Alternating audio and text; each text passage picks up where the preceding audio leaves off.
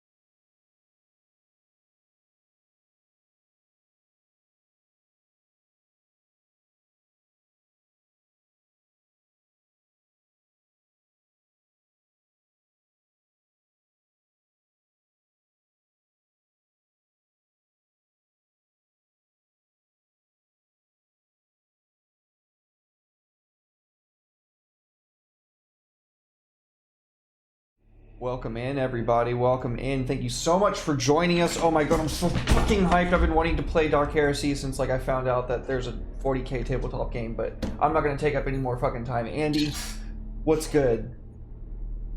Hello. Well, I was caught a little bit off guard by the earlier start time than I was expecting.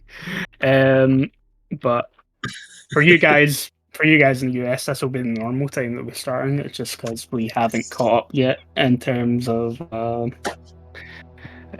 daylight savings time.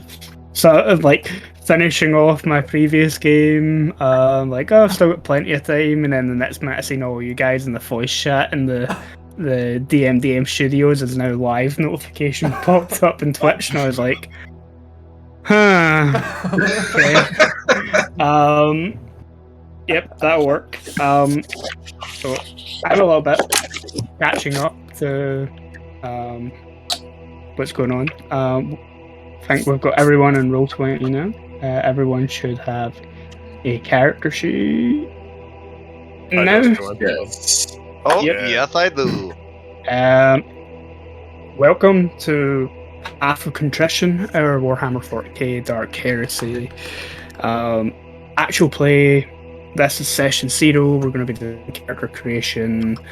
You guys have all we used the character generator to get the bases for the character done. You guys need to input them into the sheets in Roll20.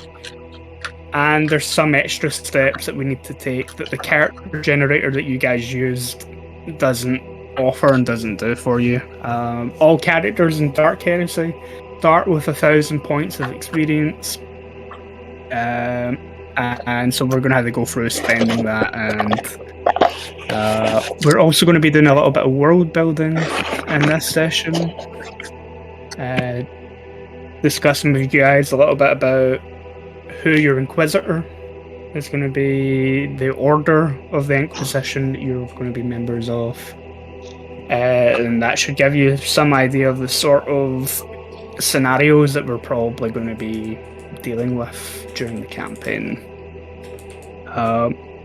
So, I'm going to pass it over to you guys. Based off of what we already know about your characters, if you don't mind introducing yourselves, and a little bit about your characters, and then we'll talk about spending experience and all that sort of stuff. All right. Well, I shall start it off. Why not? Hi everybody. I am Austin, better known as Tearblood, better known and in here as Ezekiel.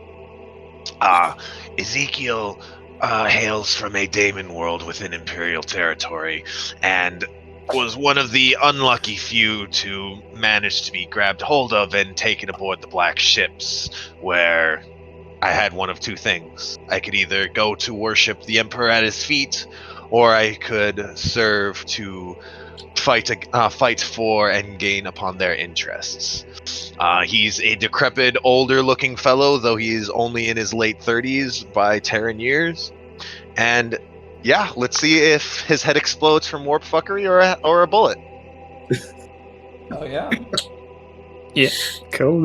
So Ezekiel or Seek is going to be the company, the adept or agents of the Inquisition. This particular party's psyker, which means there's going to be all sorts of fun and shenanigans, as there are perils of the warp table, where if he uses psychic powers, things can potentially go wrong, and his head or other people's heads may potentially explode, or he might open a rift in the warp and accidentally summon some demons.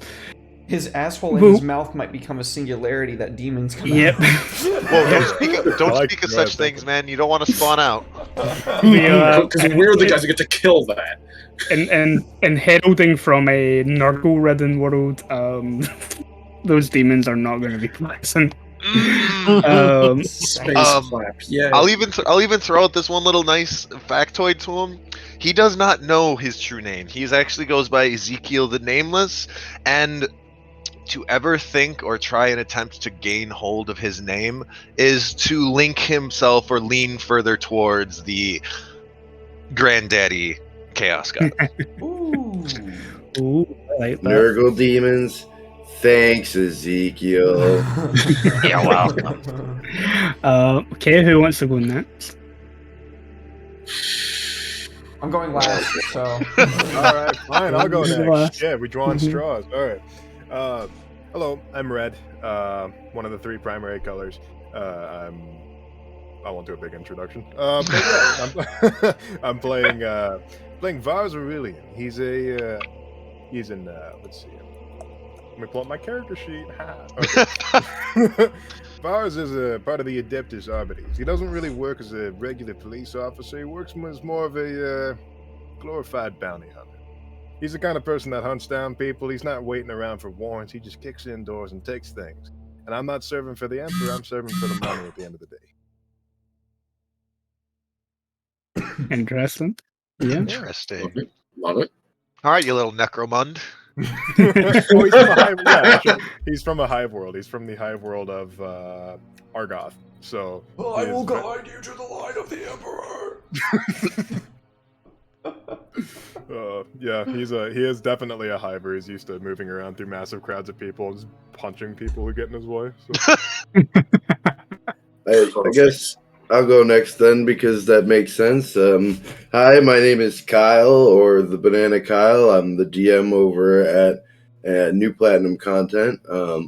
I will be playing Corvin Passos, an Imperial Guardsman, also from the Hive world Scintilla, specifically from Hive Tarsus. He grew up basically poor as dirt, being in a gang, selling whatever he could and get his hands on, until eventually he was given a choice, join the army or die, And so he joined the army, and it was a good choice as basically he has a very natural way with like just getting to know people, and because of his younger life, getting around things and wherever he needs to go and do whatever he needs to get done, however it needs to get done. So although he's not a fan of upfront confrontation. Cool. All right. I guess I'll go next. My character that I'll be playing is the endlessly adaptable Oakham Keller, specifically Oakham Keller C7.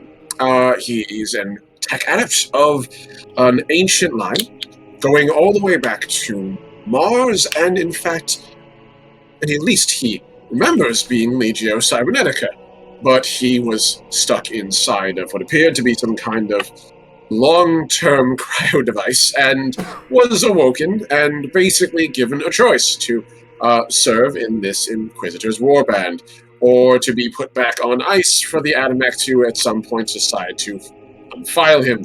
Considering the last time that he was awake, it was sometime in the 30,000s. He's not willing to take more time to find out if the Adamek ever get their files in line and thaw him out.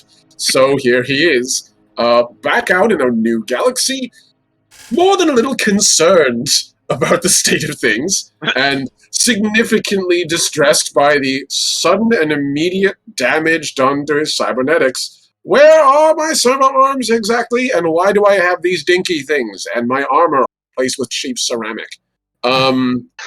Basically, that'll be Oakham Keller in a nutshell. In terms of how you're expecting him to play, he's not your stand back and shoot AdMech kind of character. He's not Skitari. He actually is technically an adept. He prefers to get close and dirty, but whether or not that will actually be the case in this game or not, we'll have to see how the dice deal with me. Starting characters and all that are different than the eventual vision, right? Oh yeah. I'm not surprised, but I am very disgusted you decided for him to be from Mars. As somebody who's played against Mars in 8th edition, I fucking hate you. Oh, I feel you, dude. I was Tau playing against Mars in 8th edition. They were basically just objectively better Tau. So yeah, I feel you. AdMech have always been better Tau. Anyway, I don't want to get into that. I'm already upset talking about this. I can't really complain all that much. I mean, from my favorite army in 8th edition, our best and strongest thing was spamming a bunch of hive tyrants and blasting through everything else. So I mean, I pity you more than anything. Yeah, because I would player you. Oh yeah, my Tyranid player me. I've been reduced down from 3 per game, 3 per army to 1 per detachment. Oh, woe is me. Well, sorry, I didn't mean to cut you off, Andy. That brings us to the final. Oh, that's me. Yes. I am playing Judas Cottle. He is a Macabian Janissary from Macabian Quintus. It is a shrine world located within the Imperium. The majority of what that shrine world is known for, aside from being, the resting place of Saint Drusus, is the soldiers that come from there are some of the best equipped and best trained soldiers in the Imperium. I came into our inquisitorial retinue when on a mission, the Inquisitor found themselves, I guess for lack of a better term, commanding a unit of my detachment. We ended up all dying for the most part, and then me and the last remaining few, rather than just staying on the planet, we joined up with the Inquisitor, and then they all died, and now I'm the last one still here. But that does not dissuade Judas Cottle. That brings us to Cargo. But a gun will. The last disciple. Watch out, it's the Emperor. Where? I will not listen to one who has never stood by the throne. Oh, God. Okay, so I'm going to give you guys some extra time to fill in what you already have into your character sheets by I don't have anywhere very to fill quickly anything in. Yeah. doing a roller coaster through character creation and Dark Heresy. Character creation, Dark Heresy comes in a number of steps. When you create your inquisitorial acolyte, the first step of which is choosing your homeworld. You guys have all kind of briefly covered what your homeworlds are. We've got a few people from hive worlds, which are like your mega cities, where everything's kind of built on top of one another. All the poor people live down at the bottom. All the rich people tend to live up the top, where they can get natural sunlight and stuff like that. And everybody's eating each other, literally and figuratively. Yep, we have a shrine world, which is a world that has been dedicated to a saint. Normally, it has shrines built upon it. There's cathedrals and all that sort of stuff there. People make pilgrimages to those worlds. Ezekiel was from a demon world, which is a world that has been corrupted by demonic influence.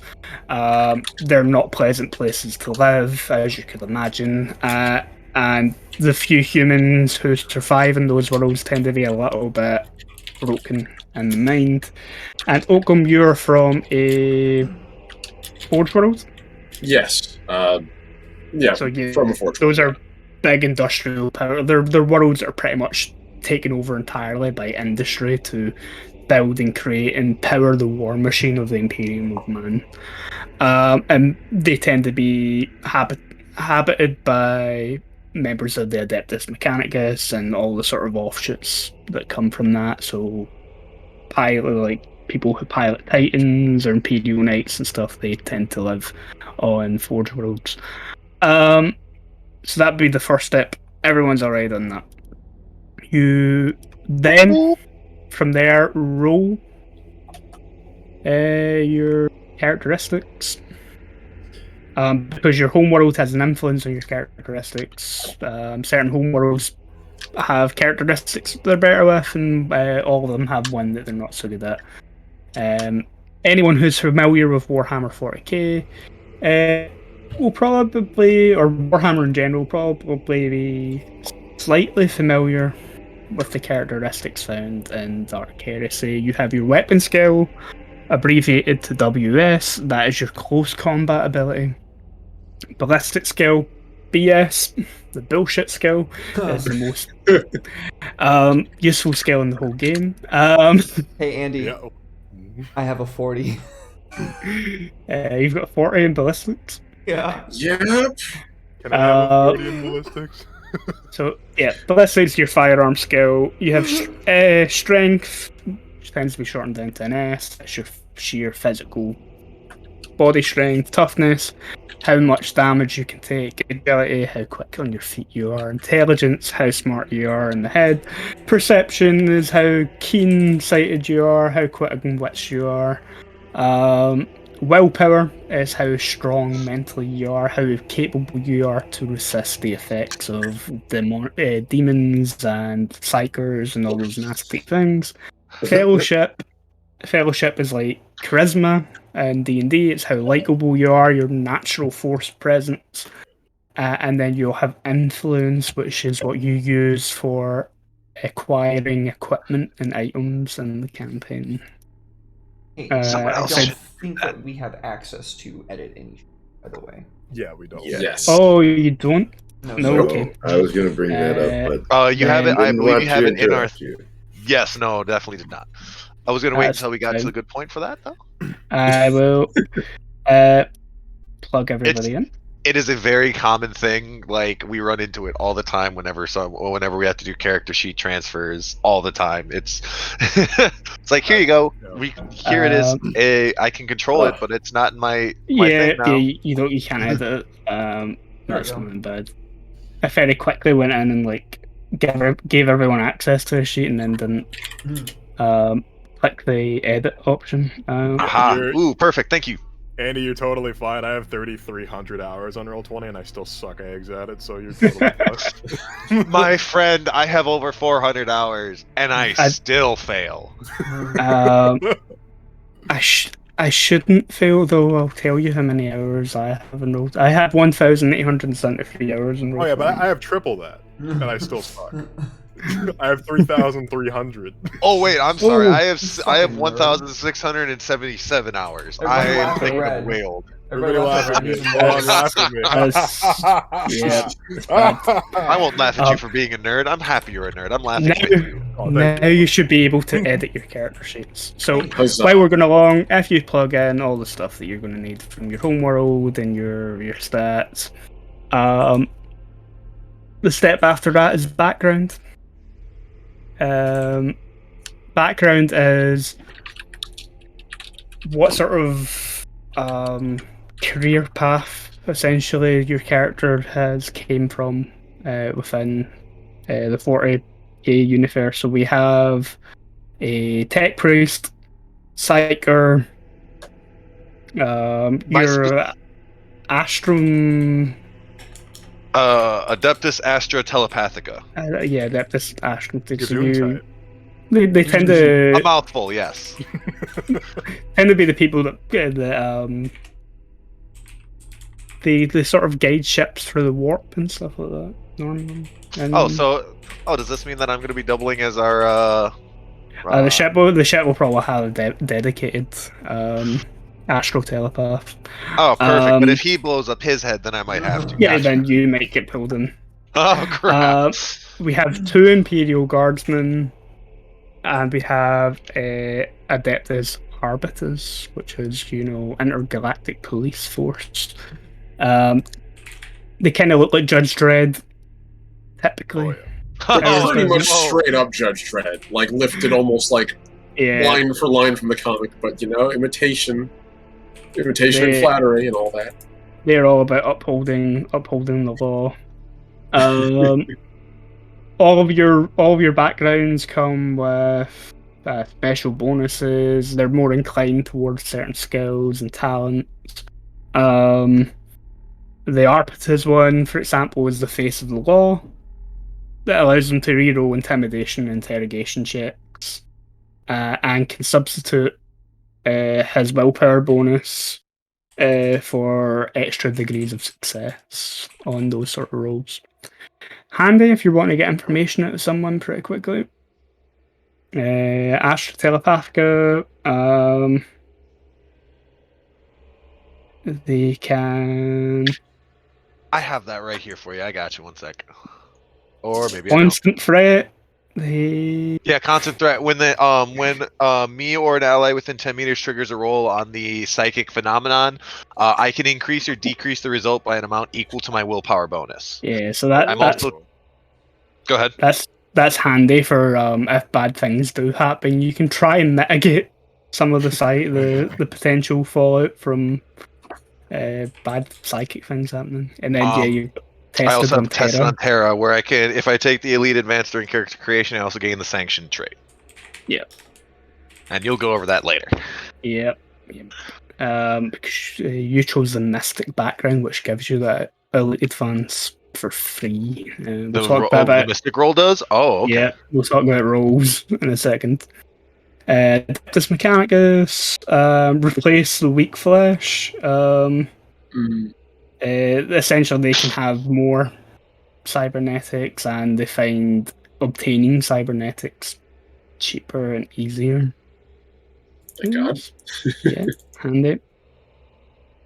We don't have anyone from the Adeptus Ministorum. Imperial Guard, Hammer of the Emperor. When attacking a target that an ally attacked since the end of the Guardsman's last turn, the Guardsman may reroll any results of a 1 or 2 on a damage roll, so that's pretty much guaranteed that you can hit hard as long as you're double teaming enemies, working as part of the team. Is there any role that I'm missing? Any background that I'm missing? I don't think so. Cool. So, yep. Backgrounds. You have roles. These differentiate your character even further from your background. No one is an assassin. No one is a chi urchin. Got no healer in this party. Well, I mean, I'll be fine. I can shoot lightning out my hands and make things evaporate. Does that count as assassination? That's healing. I think that's yeah. I think that's cauterizing. Don't worry, Austin. You're healing the world by removing the enemy from it. I'm happy with that. Technically, Austin could be a healer. He could take Biomancy, which would allow him to. Oh, Yes, I was looking at that. I will be honest. I will probably look into, because it fits Nurgle world things, being able to fill y'all. But just don't be surprised if when I'm healing you, you catch a cold or something. Oh Jesus Christ! You develop the pot. Oh, my arm's off! My arm's off! I put it back on. That might be there for about a month. That guttural cough is perfect. We do have a Desperado. And Desperados are individuals who live on the fringes of Imperial society.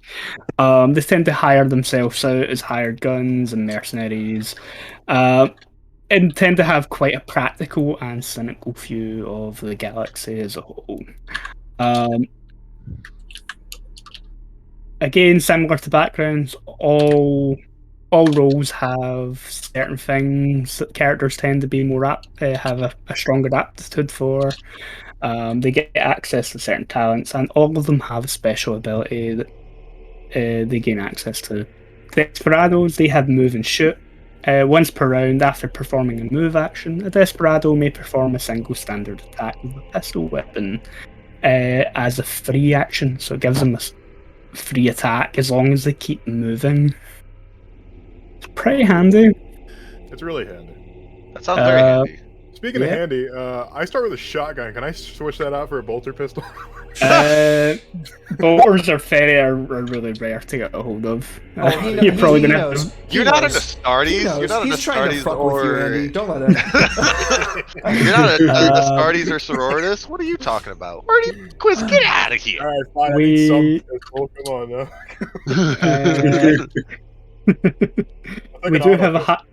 We do have a Hierophant.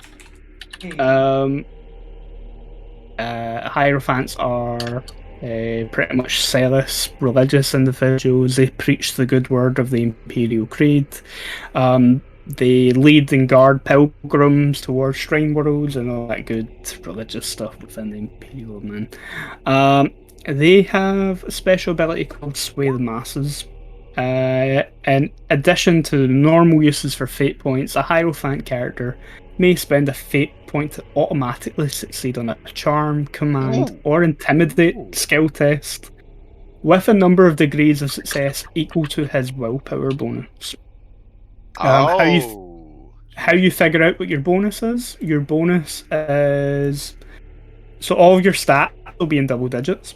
Your bonus is the first digit. So if you've got a weapon skill of like 30 something, your weapon skill bonus is 3. If it's 40 something, 4. And so if you simplified the character stats down into just the bonuses, then you'd end up with a character block kind of similar to what you get in the war game. Nice. I've got a lot of 3s and a 4 and 2 2s. Yeah, those twos are not great. Strength and toughness. Oh, yeah. Mr. Gods of the Chaos Gods. Just because we passed it over in the world part, I also was supposed to roll a roll for corruption. I did so in the roll 20, so you know that it's 1d10 plus 5 for my starting corruption points. I am at 8. Okay. You have 8 corruption points to start with. Hey, I rolled a 3, so that's actually not too bad. Okay. Could be worse. We do have a mystic. You're the mystic, Zeke. Yeah. Oh, what do you know? Speaking of which, I knew you were going to bring me up next. The roll bonus for a mystic is they get an ability called Stare into the Warp. Mystic characters start the game with the Psyker Elite Advanced, which would normally cost you like 300 or 400 experience.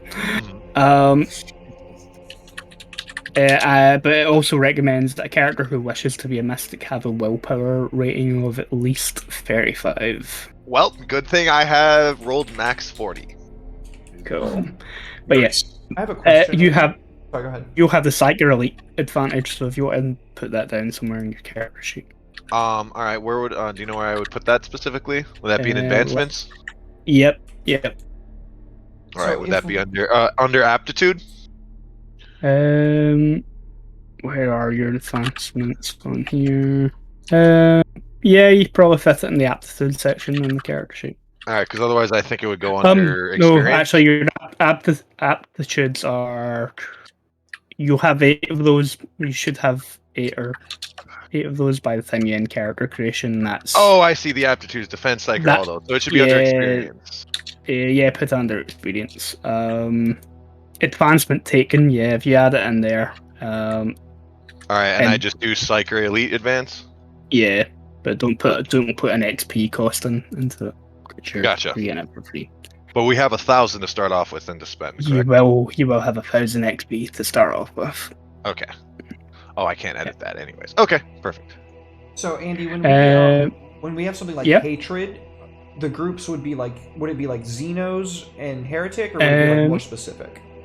And they're more specific than that. And the talent for hatred. I think the page that is on. 128. There should be a list in there. Okay. I can't really open the PDF while I'm running the stream. Yeah. So your choices are Chaos Space Marines, Demons, Mutants, Psychers, a specific Xenos group, so Eldar or Tau or Orcs or whatever. There might be certain organizations within the star system as well that you might have a hatred for. I'm just gonna go CSN. Cool. Because if I'm going against Chaos Space Marines, I want every single thing that I can have on my side. I just want to say, if we're against Chaos Space Marines, we might as well just kiss our butts goodbye. Yeah, you're fucked if you're No, we'll get a last cannon, right? From like a mile away. Well, hold on. I agree with this plan. Is this before or after they send in the Mauler fiends? Okay, well, here's the real question: is this 7th, 8th, or 9th? Oh my god, I knew someone was going to ask that. Because if it's 9th or 8th, we're fine. We're fine. We're gonna win with like landslide. But like, if it's 7th, no, we're done. Right? Yeah. Okay. You know what? Yeah, I'll give you that much. Yep.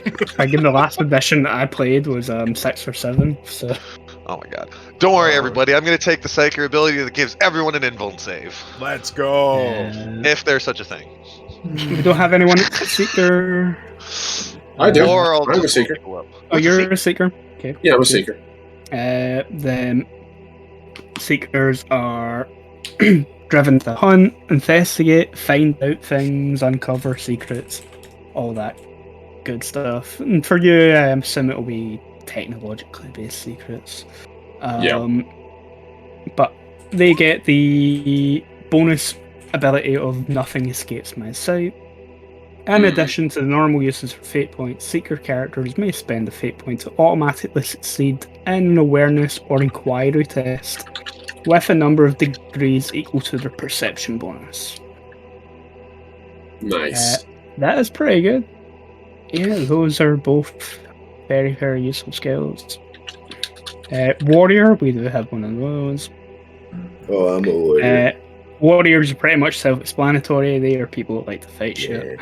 Whether it's an Imperial Guardsman or a ganger on some island, you double up as both. They have the bonus of expert at violence. Yes. Little on the nose there.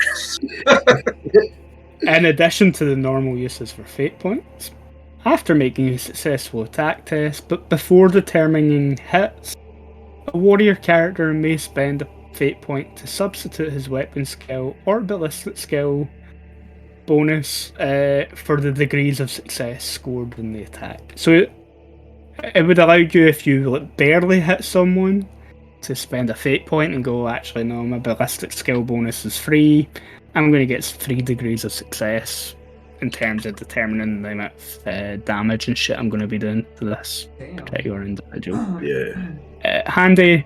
Fate points are very hard to get back once you've spent them though, so they are things that you probably want to use carefully. So, do we start with all our fate points? Yeah, you'll be starting with all the fate points that you started, that you generated at character creation, which Yes. I think the average is about 3. Yeah, That's what most. I By the looks of it, everyone has 3, from what everyone Yeah. said. Yeah. I have Um, 2. Oh. Yeah, there's some that start lower, and there's the rare circumstance that you start with 4. Gotcha. On average, 3. I also noticed on the player sheet it said under the role it says elite advances, so just in case I put it there too. Yeah, that's probably where it should go. I have a question. Where do we mark aptitude? In advancement. And advancements, yeah. Oh. And there should be boxes in there for them. So from all of your things between your home world, your background, and your role, you should have a number of different aptitudes. The Wings of Contortion, right? Is that a song? Contrition. Sorry. Contrition. So are we a fucking like traveling acrobat? Maybe we should. I had to get a good laugh. We're harlequins. Polyrhythm. Hey, I was here for it. I was just like, well, you know what? Like, Screw it. bending over backwards. So yeah, between your home world, your background, your role, you should have a list of aptitudes that your character has. And between your background and role and stuff, it also generates your general starting equipment. Do we know where to find talents at? Talents go. See, I was preparing to use Foundry up until today for this. Talents are on. It's down the player on the page. player sheet. Yeah, I'm literally staring at it. I'm sorry. Yep. The advancement sections kind of keeping track of how much experience that you've spent and what you've spent on. Okay. So where should we put like our bonuses, like our homeworld bonus, roll bonus, and that stuff? Okay, I've been putting it under special abilities. Okay, thank you. That's what I've been doing because I didn't see anywhere else to put them. Like the special abilities that you get, like the old ways. If you're from a feral world, no one's from a feral world. No one wants to be like your world bonus, your class bonus. Yeah, they would. Or role bonus, background bonus. Special ability seems like a good place to add those at the bottom. Awesome.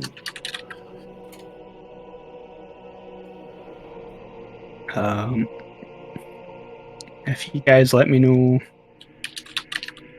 when you've got all that stuff in, we can move on to the spending experience. Add those last eats. All right. Real quick, will we after we spend the experience, would that be then the point to go into in character, or is that when we will go over the rest of the character sheet real quick just to be sure on? After we spend the experience, that session is just going to be a session 0, so we're probably not going to be doing much in the way of role playing. Yeah, no, perfect. Okay, cool. After we spend experience and build your characters up, we can talk a little bit about your Inquisitor. Maybe figure out how you guys got recruited into his retinue.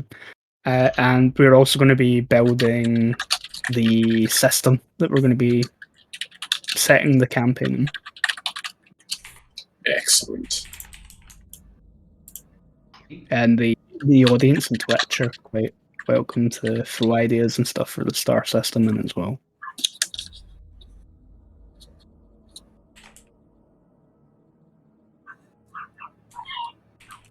All reliable. My Lasgo. It's just got the reliable special. Yeah, reliable weapons are less likely to jam. A lasgun jamming. That's interesting. That's an interesting thought, actually. Or like, the batteries happen and it won't go in. It happens. Or overheating. Yeah. Oh, this is great. What music scheme? So, aptitudes. I know it means you're like better at learning those certain things, or like you're more apt to like be good at those than most people. What does that mean from a mechanical standpoint? It means buying skills and talents and stuff that fall into one or more of those aptitudes is cheaper for you. Oh, okay. How do That's we why- monitor your aptitudes? There is a separate tab for your aptitudes to go. The advancement Gotcha. tab has sections for putting your aptitudes into. Oh, that's cool. I don't- Nice thing for me is that I don't have it. I don't have to look at aptitude whenever I spend experience on my psyker skills. No, That's Yeah, the it's, risk of my uh, head exploding from just using them. big man. Psyker, No, I'm a lot Psyker, smaller than you, and somehow I'm still more slap happy. Psyker powers have set. They have set costs. Yeah. Speaking of Psyker abilities, while we're waiting for everyone, let's get your Psi rating sorted. Yeah, that would be that'll be great. I don't know what my psi rating is. I don't even know how to figure that out.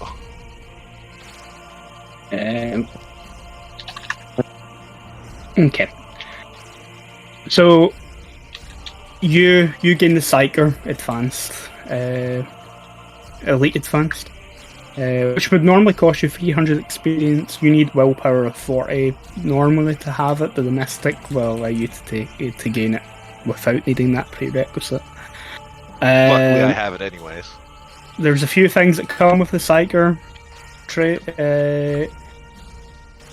If it doesn't matter, if you had the Untouchable Elite Advance, you wouldn't be able to gain the Psyker Elite Advance. That makes sense.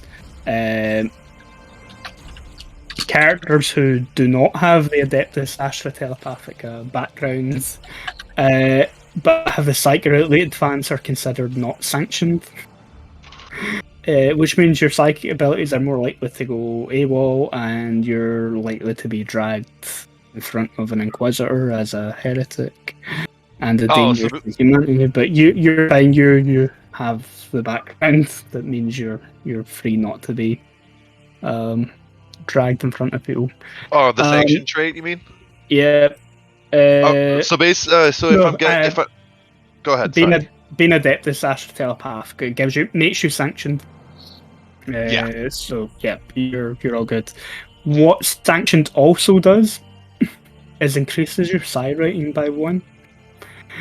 And as a psyker, you also gain a point of psi rating. So your starting psi rating is 2. Is 2? Mm-hmm. All right. So then, so it starts at like 0. Then because I'm sanctioned, that's 1, and then because I'm also a telepathica, that makes it to 2. Yeah. What do you need to do to make it 3?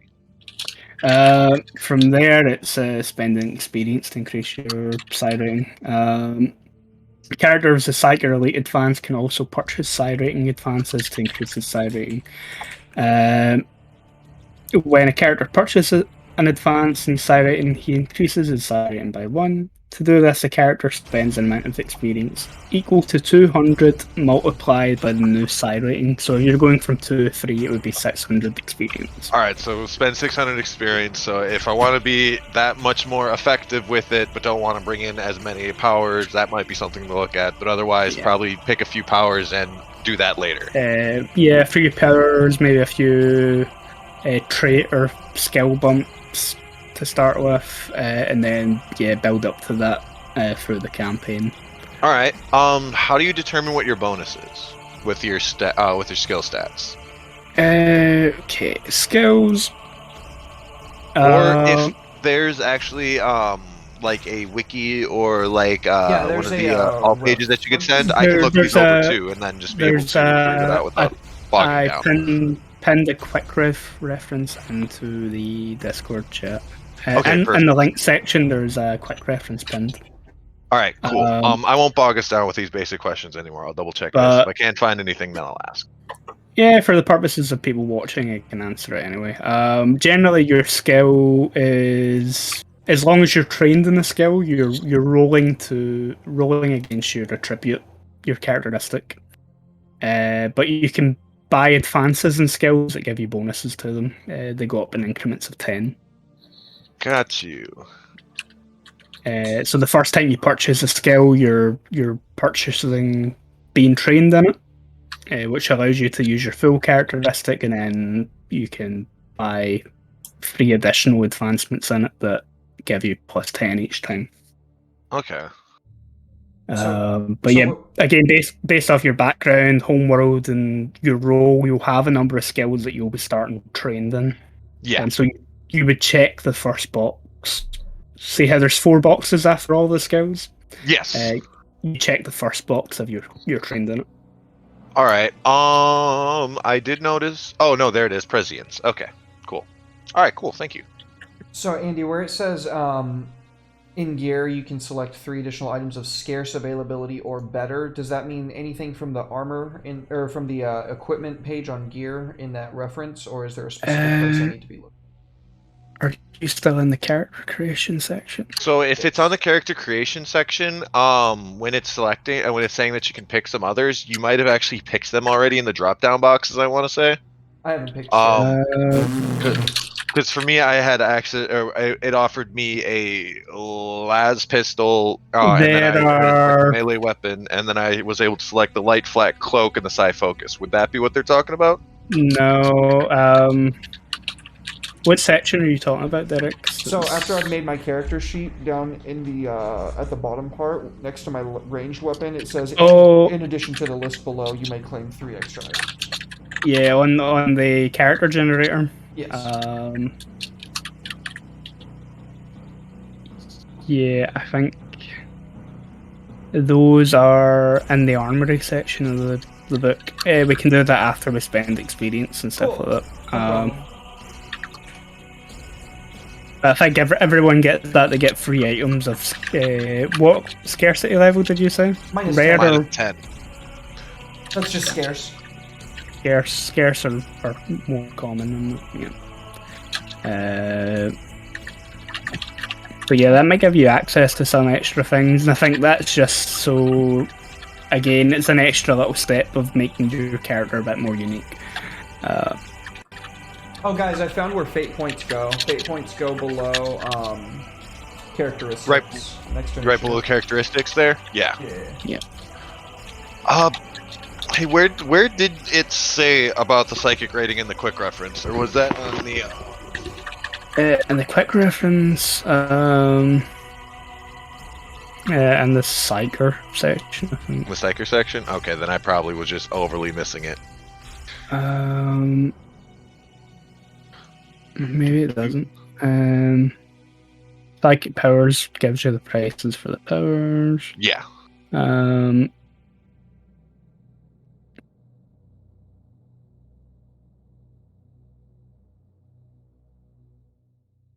Trying to find it in the quick reference. And XP costs. Nope. Might be under talent.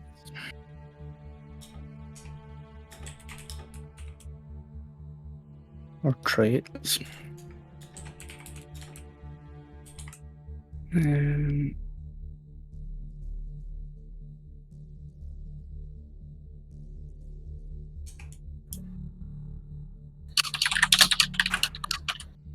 Divinations. We've not done those yet. It did automatically roll them for us. I think we already. Yeah, they'll already be factored into your character sheet. Yeah. How do we know what our critical damage is? Sorry, I didn't mean to cut you off.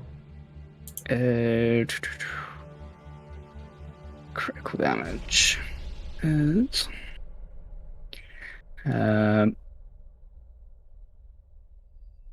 find that for you in the book. Nations.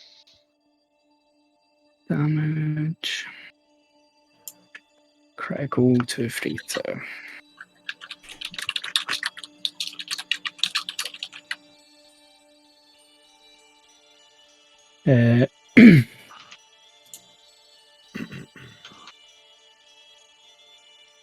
Whenever a character's total damage exceeds his wounds, he begins to take critical damage. Each time a character suffers critical damage, he also suffers 1 or more critical effects. Okay. Dark so it's Heresy. not something that we need to worry about. Yeah. Not at the moment. No. Okay, so 1,000 experience points to spend, and where can I find the cost for these? And the quick reference. XP cost. There's a little section for it. Cool bean. Yep. Yep. So the quick reference gives you the experience cost for skills and characteristics, but you'll probably want to look at talents as well, and they all have their own. Oh, it's like advantages? Yep. There's an Yep. advantages system? Yes. Pretty much. Oh, that's my favorite thing in any tabletop. But you have 1,000 points to spend, and how this kind of works is it kind of gives you the rundown there for skills. If you have no aptitudes that are related to the skill but still want to be trained in it, it will cost you 300 to know the skill, and then it goes up in increments of 3. If you have only one aptitude in the skill, it's 200 to learn a skill, and it goes up in increments of 2. If you have 2 aptitudes within the skill, then to learn it is 100, and then it goes up in increments of 100 for the different levels of training. Characteristics work kind of similarly, where the more aptitudes you have related to the characteristic, the cheaper it is for you to increase your rating in it. Aptitudes go up in +5, skill training goes up in +10s, and talents all have different aptitudes, and the price varies depending on the tier of the talent. And some of the talents might have prerequisites where you need lower tier talents before you can purchase them. The handy thing to look at is in all of your roles. Like all the roles are kind of broke up into 2 pages. They give you 2 sort of different paths of recommended advancements that you can take, or you should consider taking, and even a brief description of what sort of character those 2 recommended paths kind of build towards. But you theoretically can, pick up any skills or characteristics or talents that you feel would fit your character at a particular point in time. Obviously, psychers have other things that they can spend their experience on. Okay. Sorry, still brand new at this and just grabbing a Red Bull from my fridge. Okay, so sorry to jump back to this. Psychers start at a psi rating of 1. You need to have that in order to be able to do anything. Sanction puts me to 2. Does the elite advancement touch that at all? No, the elite advancement is what makes you a proper psyker. It gives you your initial rank. Gotcha. Your initial rating. Gotcha. Okay, perfect. Now I'm 100% caught up now. Okay. The psychic powers, the list starts, or like the description of how they work and stuff starts on page 199 PDF for you. Ooh, perfect. I actually have the 199 you said? Yep. Cool, I have the thing right here, so. And I see that parallel warp. Ooh. I absolutely love how they display psychic powers in the book. I'm going to post it in the chat so the other players can see. This is essentially how the psychic power talent trees look like. Jesus, that's that's awesome. But they all kind of build into each other and then branch off into different I did not see it. Where? Oh no. Have different powers. Biomancy is your ability to change people's biology. For being able to fix things up and crap. Yeah. But the second power is Smite, which allows you to shoot lightning from your fingers. Smite things, yes. Oh, what I need Invigorate for that. So what do you know? Wait, do I have enough toughness? I do have enough toughness for Invigorate. But yeah, all the psychic powers have a little tree like that. They all have their own individual XP costs and prerequisites that you need. Yep. Oh, I see. Ooh, I'm glad that I got a higher perception. Shape flesh right there. Here, let's make our Adeptus Mechanicus more fleshy. How about no, and no, and how dare you? I'm offended now. Take off that mask. Your face is beautiful now. So what's the thing with My face is beautiful, but the mask is better at blocking bullets than my beautiful cheekbones. So, So what's the deal with some of these talents like enemy choose, suffer -10 times X the penalty to fellowship and tests? Is that going to give me XP or something? Like, that doesn't sound like something that you'd want to spend points to take, right? Let me have a deeper look at that for you. Like a With talent and enemies. Yeah.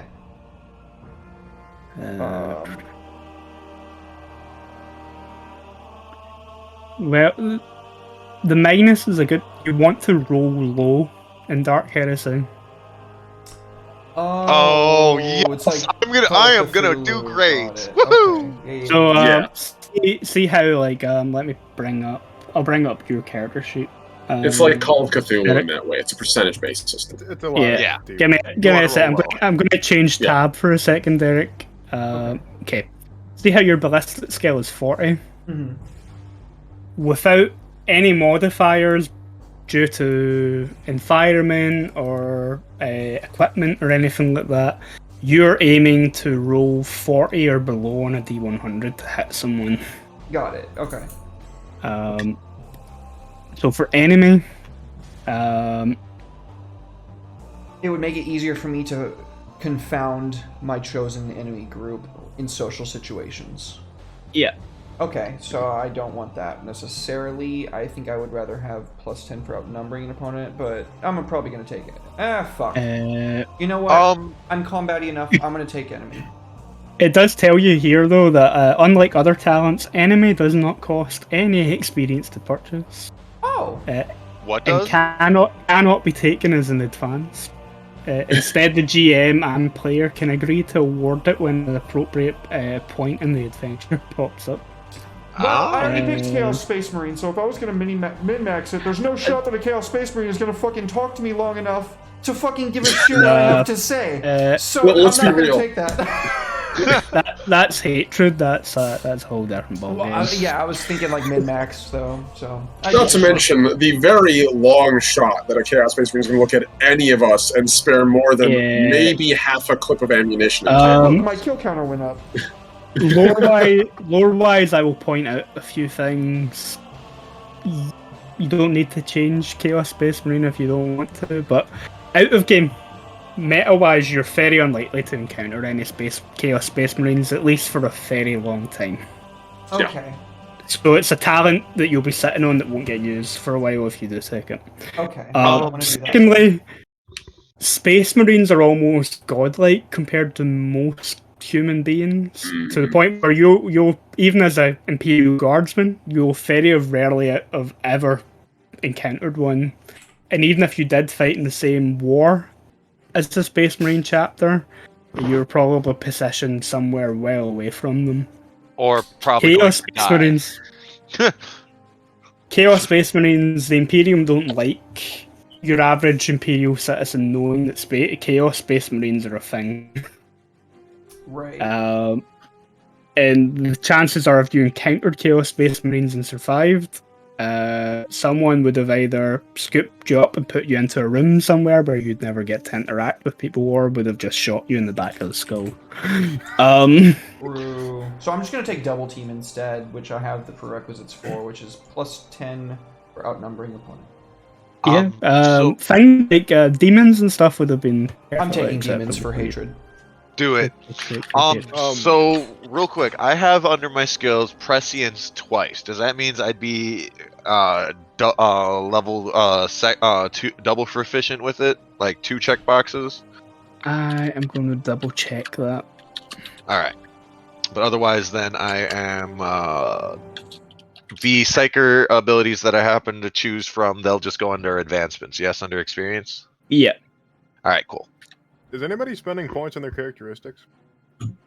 I was planning on it, but I actually have a couple basic questions I got to ask before.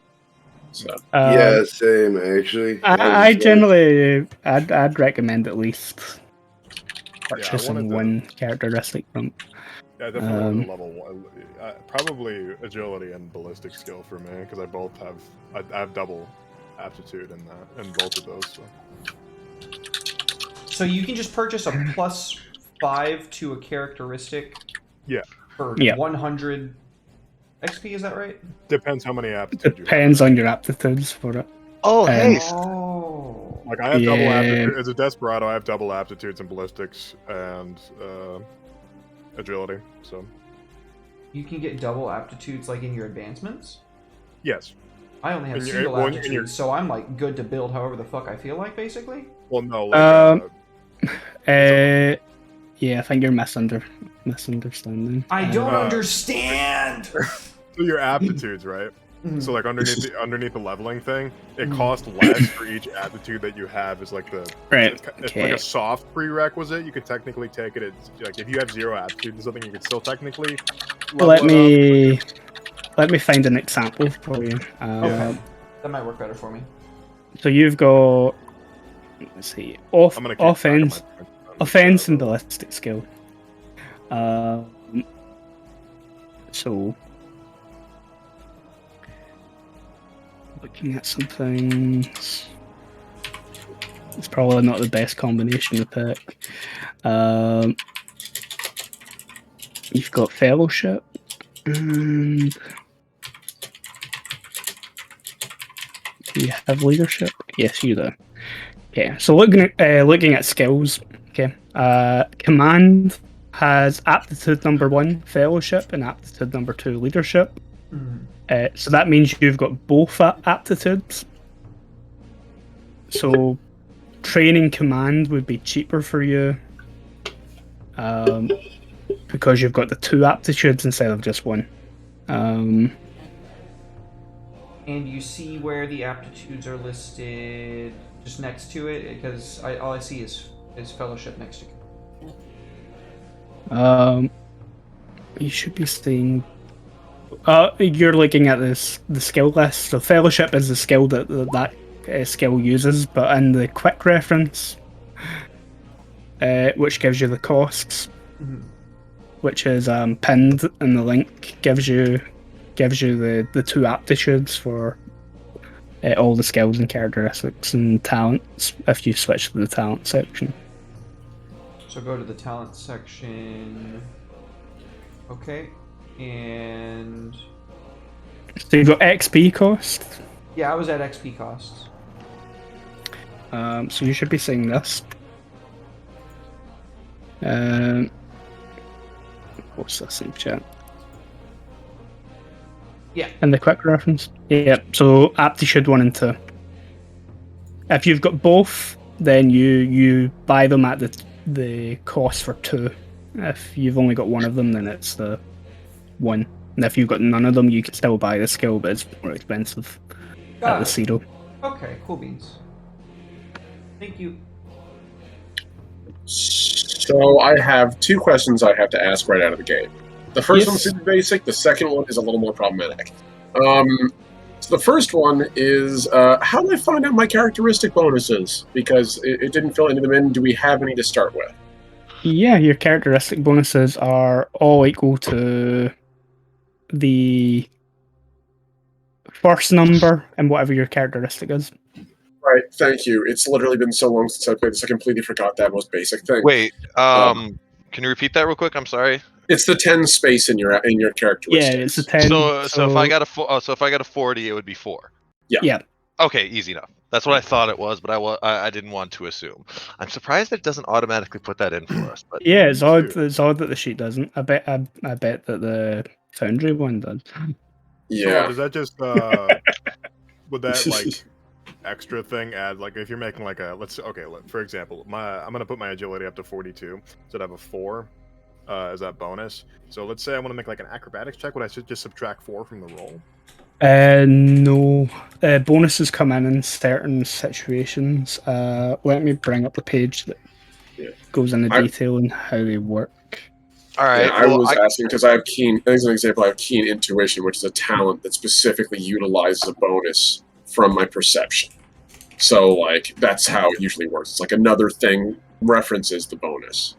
Then you Yeah. Things like damage will tend to use your strength bonus if it's a melee weapon. There's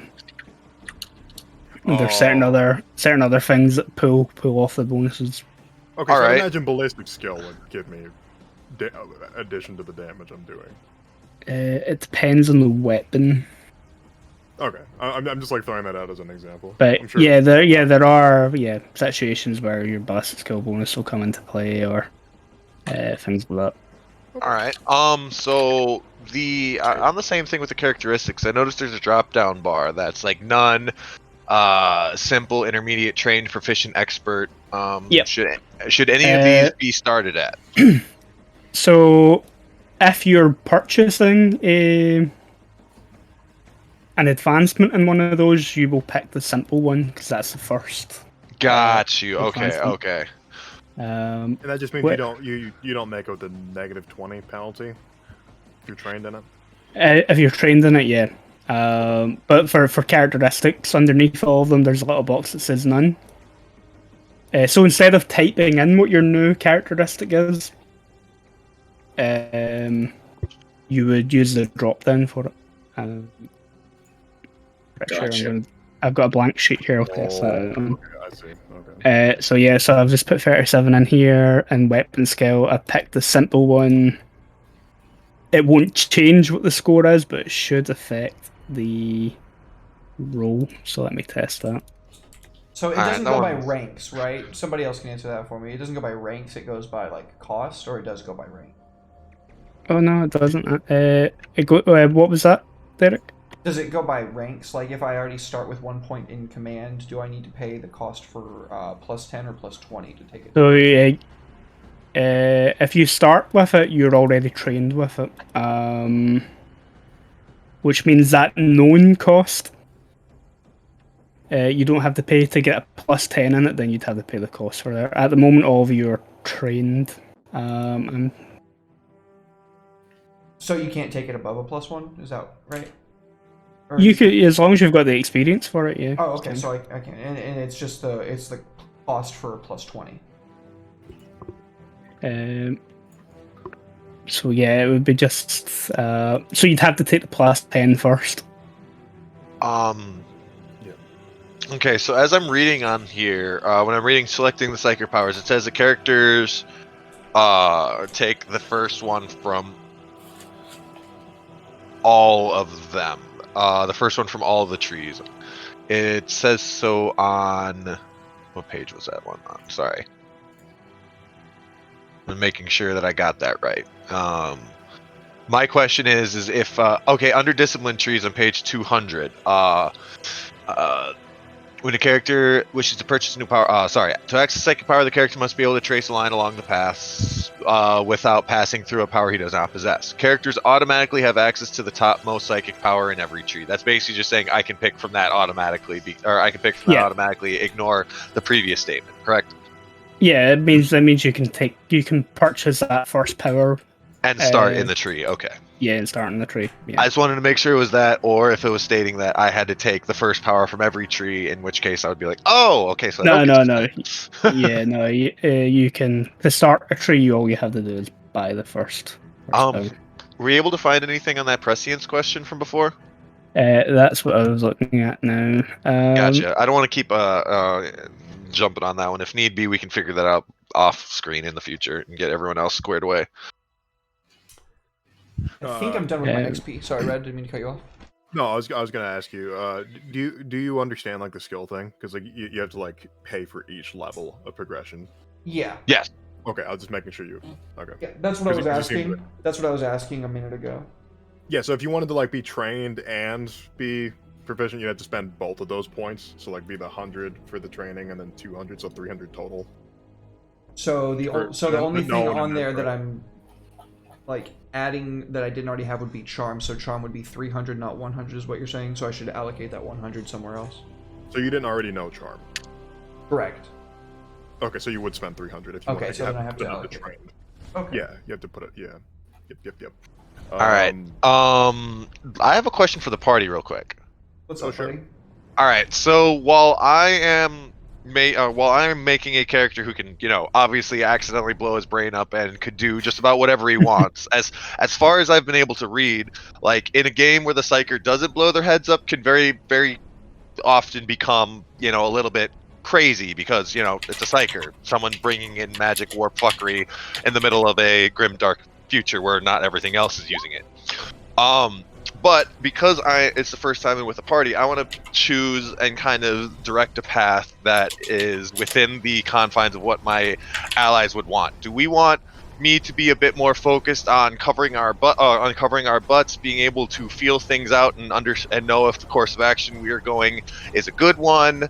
Do we want me to be able to link in with people's minds? Do you want me to just blow shit up? Talk to me, guys. Let me hear what y'all want, and I can proceed to work for the better of the Emperor. So that's actually a good question, because that's gonna be how many of our characters are more apt at attack, and how many, or rather offense in this case. How many of us are prone to offense, and how many of us are prone to defense? I am prone to offense. Definitely prone to offense. So we have 3 offense. How about you, so, Kyle? Are you offense or defense? I mean, he likes fighting, but it doesn't matter. He's not going to really be up close in combat, I don't think. So Defense, probably. Yeah. Oh, so Austin, I'd say defense. Like cover us a little bit, be a little bit more methodical in the thinking, because it seems a lot of us are just like, we're going to fucking kill anything, and then we'll worry about it later. I literally Gotcha. don't have the defense aptitude. So. I do, but I do have the defense aptitude, if I recall. I definitely see myself like overwatching for most of these crazy maniacs. Yep. Okay. Perfect. I have the defense aptitude, so I'll probably pick something, the normal classic smite, because who doesn't have smite? I'm But trying I'll to probably decide cover where everybody else's to spend things. this last 200 experience, though. I'll probably look into and get. I'll get invigorate. That's needed for smite. I'll also probably get telepathy, and I'm probably gonna do the next one, even in further in divination. I'm probably gonna pick up warp perception into prescience, and then maybe if I have enough, I'll probably pick up Scryer's gaze. That one will allow us to have our chaos god of chaos gods tell us, reveal information based on a degree of success on what I'm asking. So yeah, I think it will be good. Yeah, I like that. Kyle, also, you said you wanted to do Overwatch. In 9th edition, you have to pay a CP to do that. I am playing Tau now. I have a thing that lets me do it for free. Not anymore. Not with the new No, it's a prototype now. It takes up a weapon slot, and you can use the stratagem for 0 CP once per game. But still, and you can, in a crisis group, you can take 1 on each of the crisis guys. So that's up to 3 free Overwatches in the game. Wait. Okay, to answer your question on the skills coming from both your role and path, right? The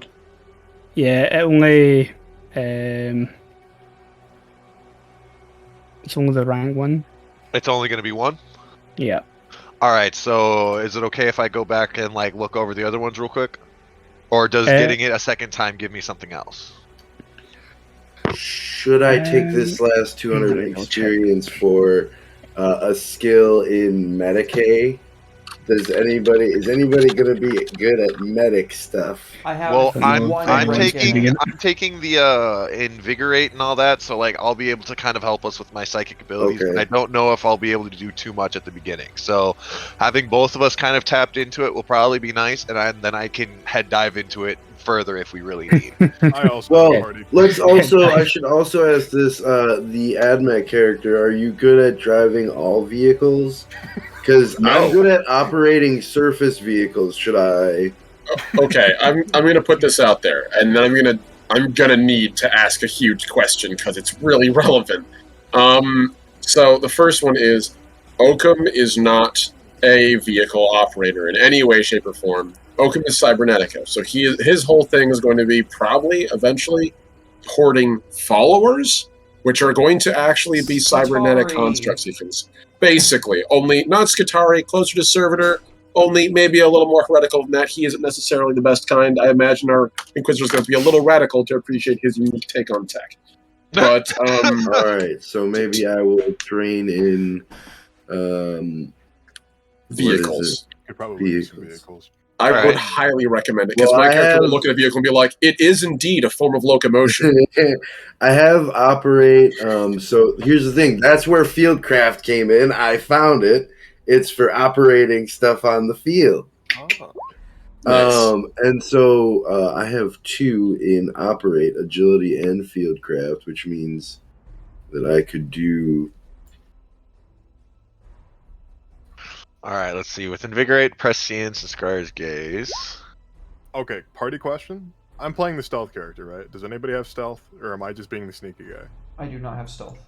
I do think not you're have gonna be the stealth, sneaky but I could guy. always, psych myself into stealthiness. Just being honest. Carol, I do think you do you're anything probably stealthy? Should I take stealth? I mean, No, I- I'm going to that- take stealth. Like full Okay, disclosure. okay, I'm gonna be the okay. sneaky one, unless. yeah, I think I'm gonna spend this in. Let me. I think I'm Well, gonna spend this in vehicles again. If- So I am going could- to say that Oakham will, like, over time, as I mentioned, his goal is to accrue followers, which he will make, like, servitors for different functions. So he probably will have, like, eventually, like, reconnaissance drones or something like that. But if, like, you're probably going to be the only blade in the metaphorical dark if you follow. Okay. Gotcha. So, even, like, an endgame. And to So get that far. because you are our sneaky person, and none of us really are, to be able to kind of keep that in mind, I'm going to put a pin on some other things for now, and I'm going to take telepathic links so we can have an idea on what's going on while you're sneaky. That's a really good idea. Yeah, that's really Uh, nice. Okay, so that's Drop the- 100 in stealth. And, Drop That's the question 100. in Discord for you, Austin. Okay. Okay. Oh no, skill. Yes. Question, guys. Yes, under skill. I have Aeronautica two. or void ships? Yeah, Aeronautica, so, probably. yeah. For Alright, that's what I skills, figured. you only gain it once. Alright, at so character then- creation. So then I can trade prescience for the other one, which is scrutiny. Yeah. Okay, cool. Scrutiny for anyone else. I can tell when somebody's lying. Cool. So, genuine question. This is the big one that I had to ask earlier. Because this seems to be the thing with all these online character builders. I don't know what it is, the system. So, when it comes to cybernetics and mechadendrites, the thing I'm super interested in installing on my character, all it says is, and I'm quoting here, mechadendrite acts as additional arms. Different types offer bonuses to respected operation. Yep. So it sort of lumps them all in under one generic, saying they're all very rare. That's helpful. Where can I find more details on those? Good job. Like Eddie. I like That is literally my guy's thing. In the armory book, armory section 183, it gives you different kinds of mecha dendrites. Okay, let's see if I can. At character creation, from being an ad mech, you start with a utility one, I believe. Ooh, I don't have enough fellas. Yeah, I start with a. I actually start with a utility one. No, it's not a utility one. It's a utility servo stall, and then I can take two cybernetic pieces, 2 pieces of gear that are scarce or lower. But because of my ability, I basically count almost every cybernetic implant as scarce or lower, because that's how the thing works. Replace Pretty the meat much, flesh. yeah. All right. Let me see. I got another question. So from like the homeworld's bonuses, so I'm a hiver. I get a +2 agility, +2 perception, -2 willpower. Is that already calculated in? when- Yeah, the character generator would have factored that in when it rolled your Already does, characteristics. Yeah. Just making sure. Derek, are you trained in? Are you known or are you trained? Because that's 2 ticks in a box. Okay. So starting equipment for Adeptus Mechanicus is Well, you I can was- either get a monotask servo skill or an optical mechadendrite. Ooh, Trained. okay.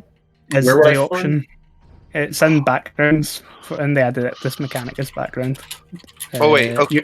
Your choice was a servo skill or an optical mechadendrite. Right, and then I still have my gear to buy. Yeah. I'm just wondering. So it's not that I don't know my options.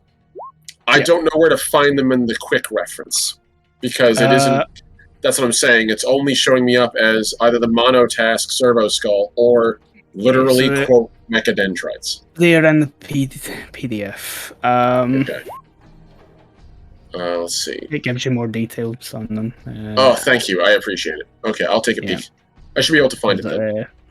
As I said, what page? Page 183 gives you ballistics mechadendrite, manipulator one, a medicae one, or an optical or utility one. Where did we have the link for the PDF again? I will give you the Google Drive link for that. Thank you. I appreciate it. Because I'm still sitting here like, I wonder how my gear's gonna work. Like, not even like I'm not even looking at the experience yet because I need to work around that. Where are we? Also, I wanted to ask about the possibility of trading in gear for something else. For your starting gear. Yes, is that what possible? What are you considering trading in? Right now, the starting character gear he has is a hand cannon, 2 vials of sacred unguents, and the monotask servo skull. I'm probably gonna replace the servo skull with an optical mechadendrite since I now will have access to those rolls. I'll take your hand cannon. The hand cannon. I was wondering if there was a way for me to trade that in for a energy weapon instead. Problem with that is you might not have the training for an energy weapon. Yeah, That's true. Oh yeah, that is true. Because never mind. Yep. Yeah, you've got Is there solid projectile training. Hand is there a way for me cannon. to trade that in for a melee weapon, then, like an axe or something equivalent? Not even a power weapon, just like a basic one. Because I know I am trained in that. You're trained in weapon tech. It should be. Yeah, so what I was saying is that, right, like, I spent 500 XP to make it plus 10 to my ballistic skill, right? That sounds right. Let me double check real quick. Yeah, and well- it didn't add it when I rolled, or is that how it should be?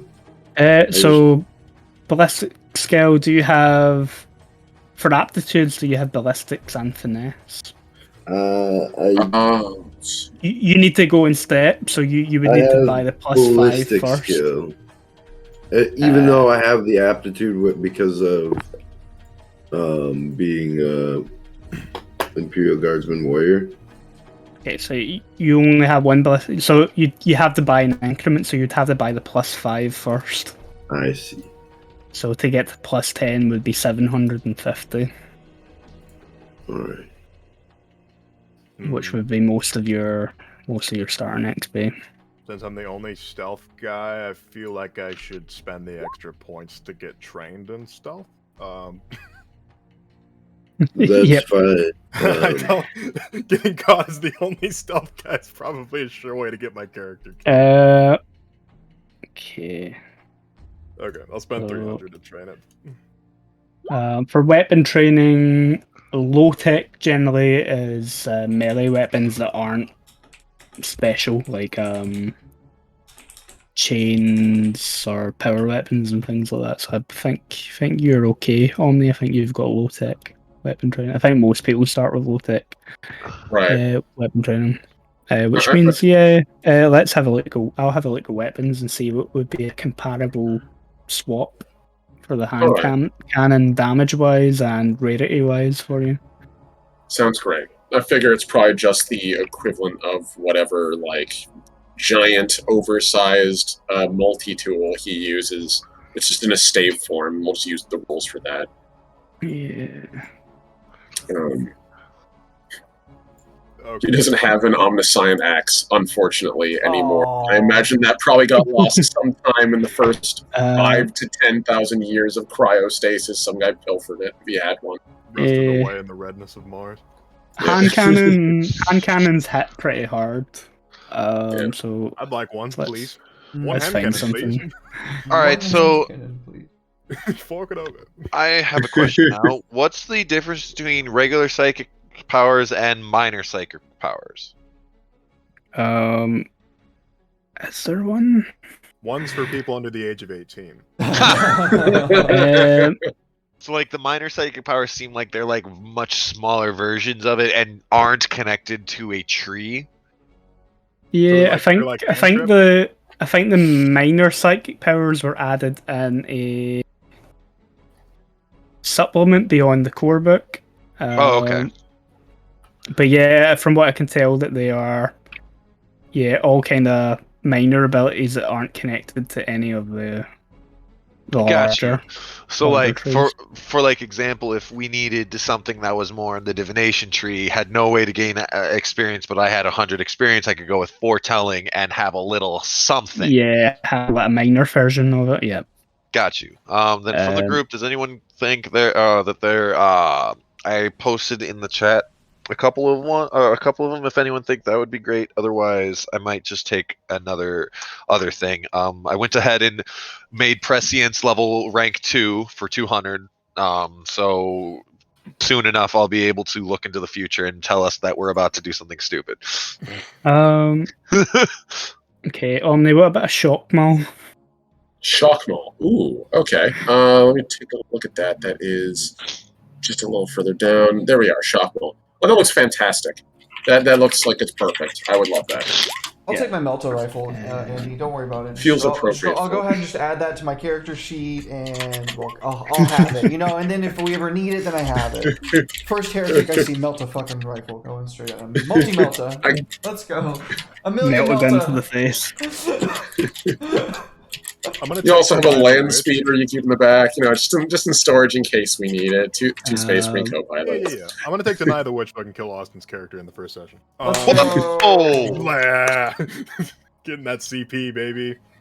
You know what's really funny? You know what? That's it. I'm just using my fate points to use my first smite and pop your head.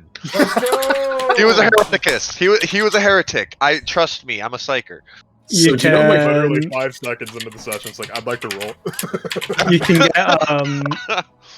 You can get weapon modifications. One of my favorite ones is exterminator cartridges. 2 weapon wielder? That sounds badass. What the fuck? Which is a device that you connect. It has a single shot to it, but it's essentially a mini flamer that you can connect to a weapon. Okay, where do I find these things? It's under equipment, and it's at the. There's actually weapons and weapon mods, right? Weapon mods, Yeah, is that yeah. below all the weapons? Yeah. Okay. So you'd maybe be able to get one if you. Ooh, Scarcity enough. can I take a modified stock? Modify stock. You're gonna get free extra items. Yeah, as long as this they're is a scarce or This scarce is or a more. scarce item. Yeah, modified stock. I was about to Nice. make a political joke, but I'll avoid that on the stream. Thank you. The only politics we'll be talking about is who the real cause of the Horus Heresy was. Well, Horus. Horus. Yeah, it's Horus. Yeah. Conversation's over. I know. Erebus. Erebus. Person over here, caused yes, Horus, not some smaller man by the name of but that rhymes with Harry Bus. No. Erebus. There's also custom ammunition, which That's so gross. you're all gonna groan, but we will be keeping track of ammunition 300. I know. I'm fine with What's that. what's a pinning because test? there's. Sorry. What's a Let me cut you off. what? Pinning test? It's like if you're under automatic fire, you might be. It's like a bravery test to make sure that you're willing to stick your head out and fire back. Okay, cool. I see. There is nothing funnier in a Dark Heresy game than getting into a fight and running out of bullets. Oh, Jesus. Oh, I by got the 60 way, charges in my last. Okay, That's I I have a just very wanted to cool make sure idea. this is clear. But my character sheet does say that I get 4 extra items of scarce or better. Okay. Is it because I'm a warrior? I'm not even sure where the character sheet generator is pulling those from. Yeah, I don't know. I just want to make sure because I'm the only Oh, I know where it's pulling it from. It's based Yes. off of your fellowship trait. Or my Oh. influence. Is it my influence? It's based off your influence Because trait, I which have is why. 40. Yep. Oh, So your okay, bonus- okay, okay. that's So cool. if your influence is 20 something, you're only getting 2 items. I see. I get 1 extra item. I can still have my, like, Jimmy rigged, hot shot lasgun. I can just get a backpack ammo supply. Okay, and then so like those two the two gears they two pieces of gear, they can be from anything, but they have to be of scarce availability or better from the armory. Yep. Yeah. Yep. And How scarce much or the better would talents be wait, it says scarce or better, would that be -10 then 0 and then +10 or whatnot? So Or there's am I going the wrong direction? there's a list of scarcity and the feel of it. So there is ubiquitous. Means you can find it anywhere. Abundant, plentiful, common, average, and then scarce. So scarce is -10. Challenging is a flat roll normally. Ordinary is a +10. Routine is +20, and easy is +30. Got you. Is there a you said that there's one in the main core book that like has them separated from their availabilities and such? Yep. Gotcha. I'll post what Okay, the okay, I see it. I stuff see is. it. I see. So like pretty much anything is available, say, except for things that are rare or lower, or rare Yep. or very rare and such. Okay. You could potentially get a better weapon by choosing to reduce the quality of it. Okay. But they come with drawbacks. Poor quality weapons gain the unreliable quality. And if a weapon already has this quality, for range weapons, it jams anytime you fail. For a melee weapon, you're at -10 to your weapon skills for using a poor quality weapon. Got you. Just saying, guys. My innate Space Marine chapter is Blood Angels. So if we happen to go across anywhere where someone falls and drops an Inferno pistol, I call dibs. Don't care. So, if I understand this correctly, the Imperial Guard flak armor is probably the best armor that I could hope to start with, and I'm very lucky. Yep. Well, So Give me my hand pistol melt-a-gun. Me and you, bro, we got this. Woo! We got the best gear. I'm also going to take a long las, if that's Oh! okay. And then Yeah, I'm 'cause going to take fuel sutures. The long las is basically a sniper rifle las gun, right? Yeah. Yeah. That is scarce. I was gonna say otherwise the sniper rifle is also scarce, my guy, since I know you were talking about Yes, but is the sniper rifle las because I have training in las weapons. that. It is not. It is No, it's solid projectile. basic. It's solid projectile basic. 200 Yeah. meters. The last time I played Dark Heresy, I was playing a character and was playing an assassin. I was pretty much playing a Findakari assassin. Ooh. That's Jesus cool. Christ, that's badass. I don't think there's any stealth talents. I'm looking. Talents for stuff. All right, so there is a whole bunch of gear and things to look at. Mr. DM, can I ask for a recommendation on what it might be smart for me to take? As a psyker. If you know, if Uh, not, I will take the time and really look this over. It'll just take me a bit. Give it. You start reading, and I'll see if I can find any talents for red first before. 100%. No, I got you. Sorry. I don't mean to be a problem. We're all just very excited. It's all good, dude. You're a Same. psyker. You're innately a problem. I'm a nightmare Facing- problem. Yes. Facing the crowd is a good one, but you start with that anyway from one of your Yeah. from one of your backgrounds. See, I was thinking of just being like full fucking cowboy and take ambidextrous and just do wheel pistols. Dual wheel pistols. Oh Yeah, shit. Everybody needs a gunslinger. it's a Okay, good way to go.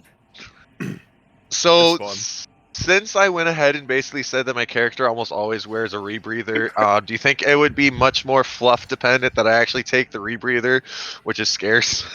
Yeah, you may as well. Might It'll as come in well. handy. It could come in handy. Hey, Uh, all I need to do is then just put on the secondary rebreather. Oh, Omni, did you see Ferric If you're Sun? going, what's your agility and ballistic skill, Red? My ballistic skill is 38, my agility is 42. Oh, you're just short of going for hip shooter. Yeah, I want to get hip shooters soon. I really like hip shooter. So if That you're being said, going, Um, sorry, I was just gonna say, Kyle, if you're building up a sniper, there's like tripod, bipod, there's like telescopic sight, there's like additional shit, like I don't know, there's a lot of shit. Oh, I took field sutures because that really it looks really nice. It gives like a plus 30 to stop blood loss, which we're probably gonna get. Somebody's gonna get hurt sometime. We're gonna get messed up. It's Yeah. dark. There's and one then- rule of Dark Heresy, which is that we're gonna suck for the first while, and we're gonna lose Oh, yeah, a speak for lot yourself. of fingers and stuff. Speak for yourself. I was Marksman is a thinking- good talent for a Marksman? sniper. Yeah, I was First thinking sniper. of doing the so I think which one was it? The red dot laser sight for the sniper rifle. Yeah, I double check. There are certain weapon limitations in some of the modifiers. So I'm trying to be smart about this, right? And if I understand this correctly, I could take I'm looking for it. Where are the goddamn melee weapons at? Quick draw might be useful. Red. I got a shot. I have quick draw baked in from Desperado.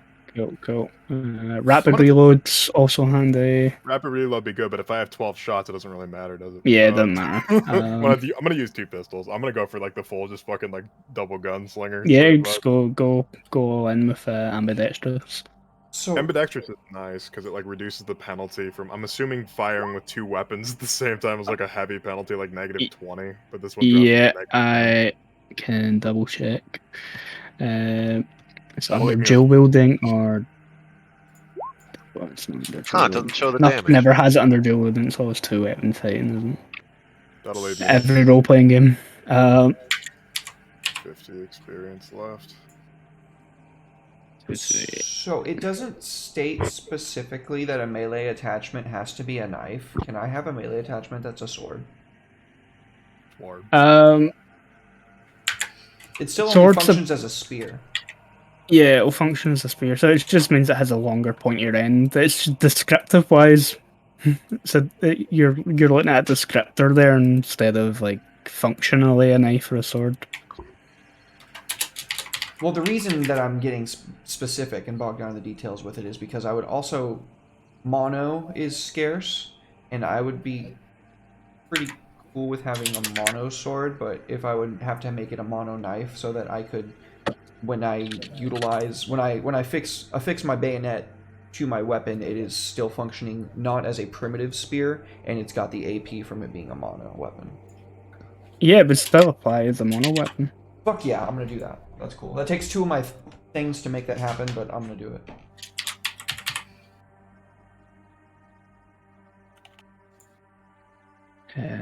Cool. Oh, there's armor. Oh, I'm an idiot. I'm literally sitting here like I can't find the armor. So always hitting that posture check because everyone's hunched this. Oh, thank Oh you. yes, well, it's fair. Okay. Macadendros get heavy, people. Posture's better. All right. Ooh, guys, Oh, technically that would I actually need- take all 3. I need group opinion.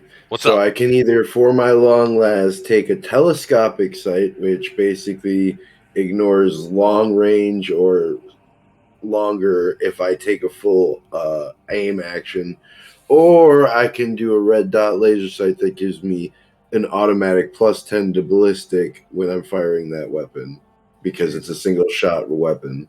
The +10 sounds really good to me. Yeah, I mean that would probably put me at what 51 ballistic skill when I'm firing it. Yeah. The thing is with snipers, though, I'm sure if you get like, I'm sure there's a rule with snipers if you get somebody gets too close to you. I don't know. That sounds like something that I have my las gun for that. I gotta back up. I've got my last gun. Like I've got Does my anyone have the dark sight trait? No. I haven't gotten to my equipment yet. All right. Well, oh wait, there's a respirator gas mask. Oh, yeah. Well, I got the rebreather. I actually might take that. Not the rebreather. I mean the dark sight thing because The my photo character visors contacts. Okay. Yeah, What do if you only think, because Eric? my character might have an upgraded version with cybernetics. So like, my character does have optical implants, so it only makes some sense. Yeah. Yeah, I'm gonna take bionic. Take bionic senses. That could work. Shit, I'm looking the wrong. I should probably look at the quick reference instead of the PDF. Jesus. I just like the art in the PDF. It's nice. The PDF The is art so gorgeous. It's so nice. This is It's like, all John Bluth, he did all of that? That's insane. Really? but it's in the style of John Bluth. Like, sorry, not Bluth. Not Bluth. I can't remember his name. The guy who drew like all the original art for 40K that people either love or hate. Oh yeah. Like, Wait a minute. Question: do you guys know where to find like a description of the special qualities for weapons? Yeah, they That will be in are- under weapon qualities in the. Thank you. I'm blind. No, you're good. You're good. Hey man, I just.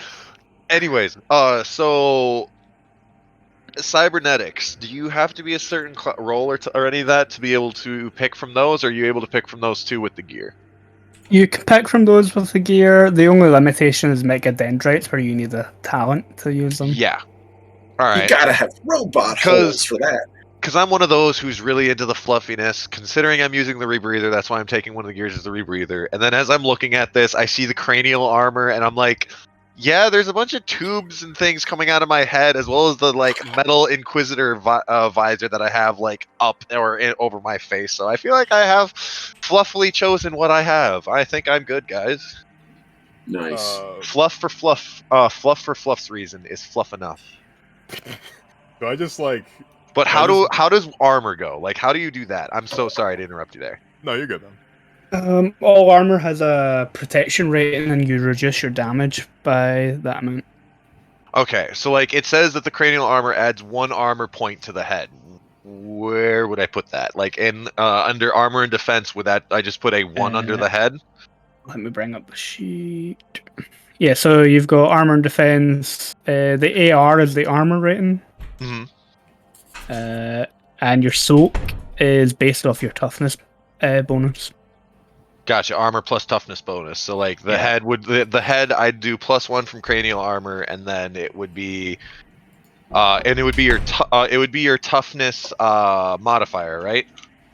Yeah, the toughness. So that the 10 or whatever your toughness trait is. So Got you. So my 3, armor rating 4, on the 2, head, 3, 4, whatever it is. my armor rating would be 1, while my soak would be 4. Correct? Yep.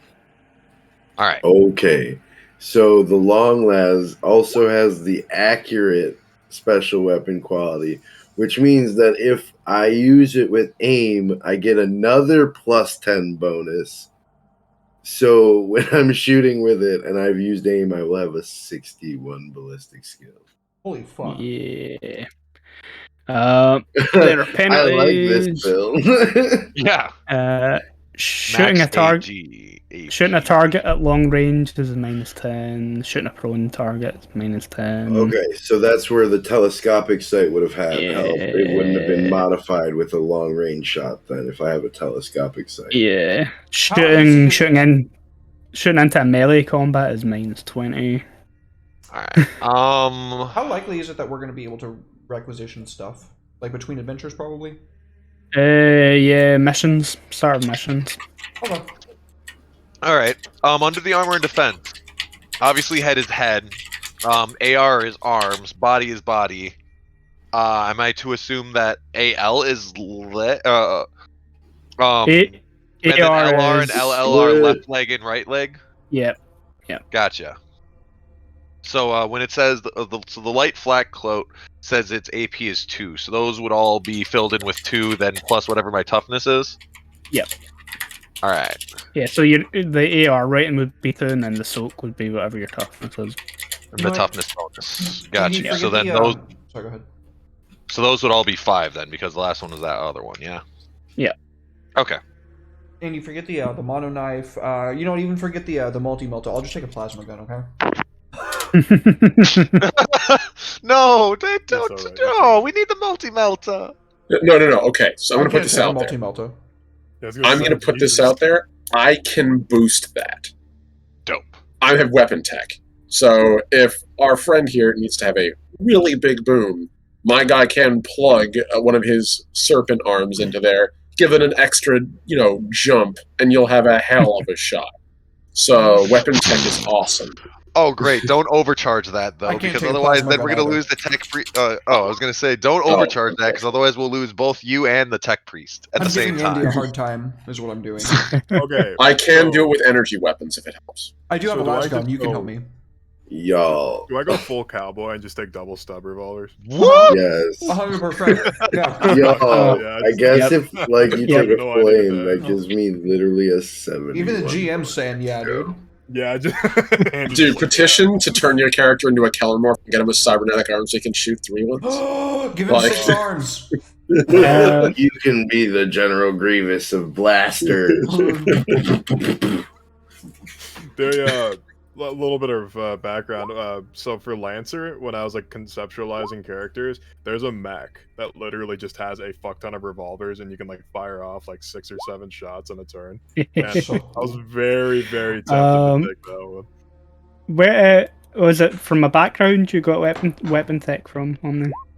Or was it advanced? That's from the. That's actually from his Forge World background. The Forge World background lets me take Okay. Omnicized Chosen, which is either the keen, it's either the technical knock ability or the weapon tech talent.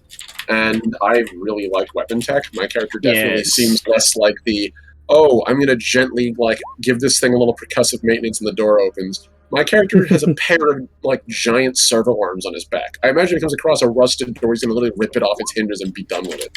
But a gun, that he'll give its attention to. So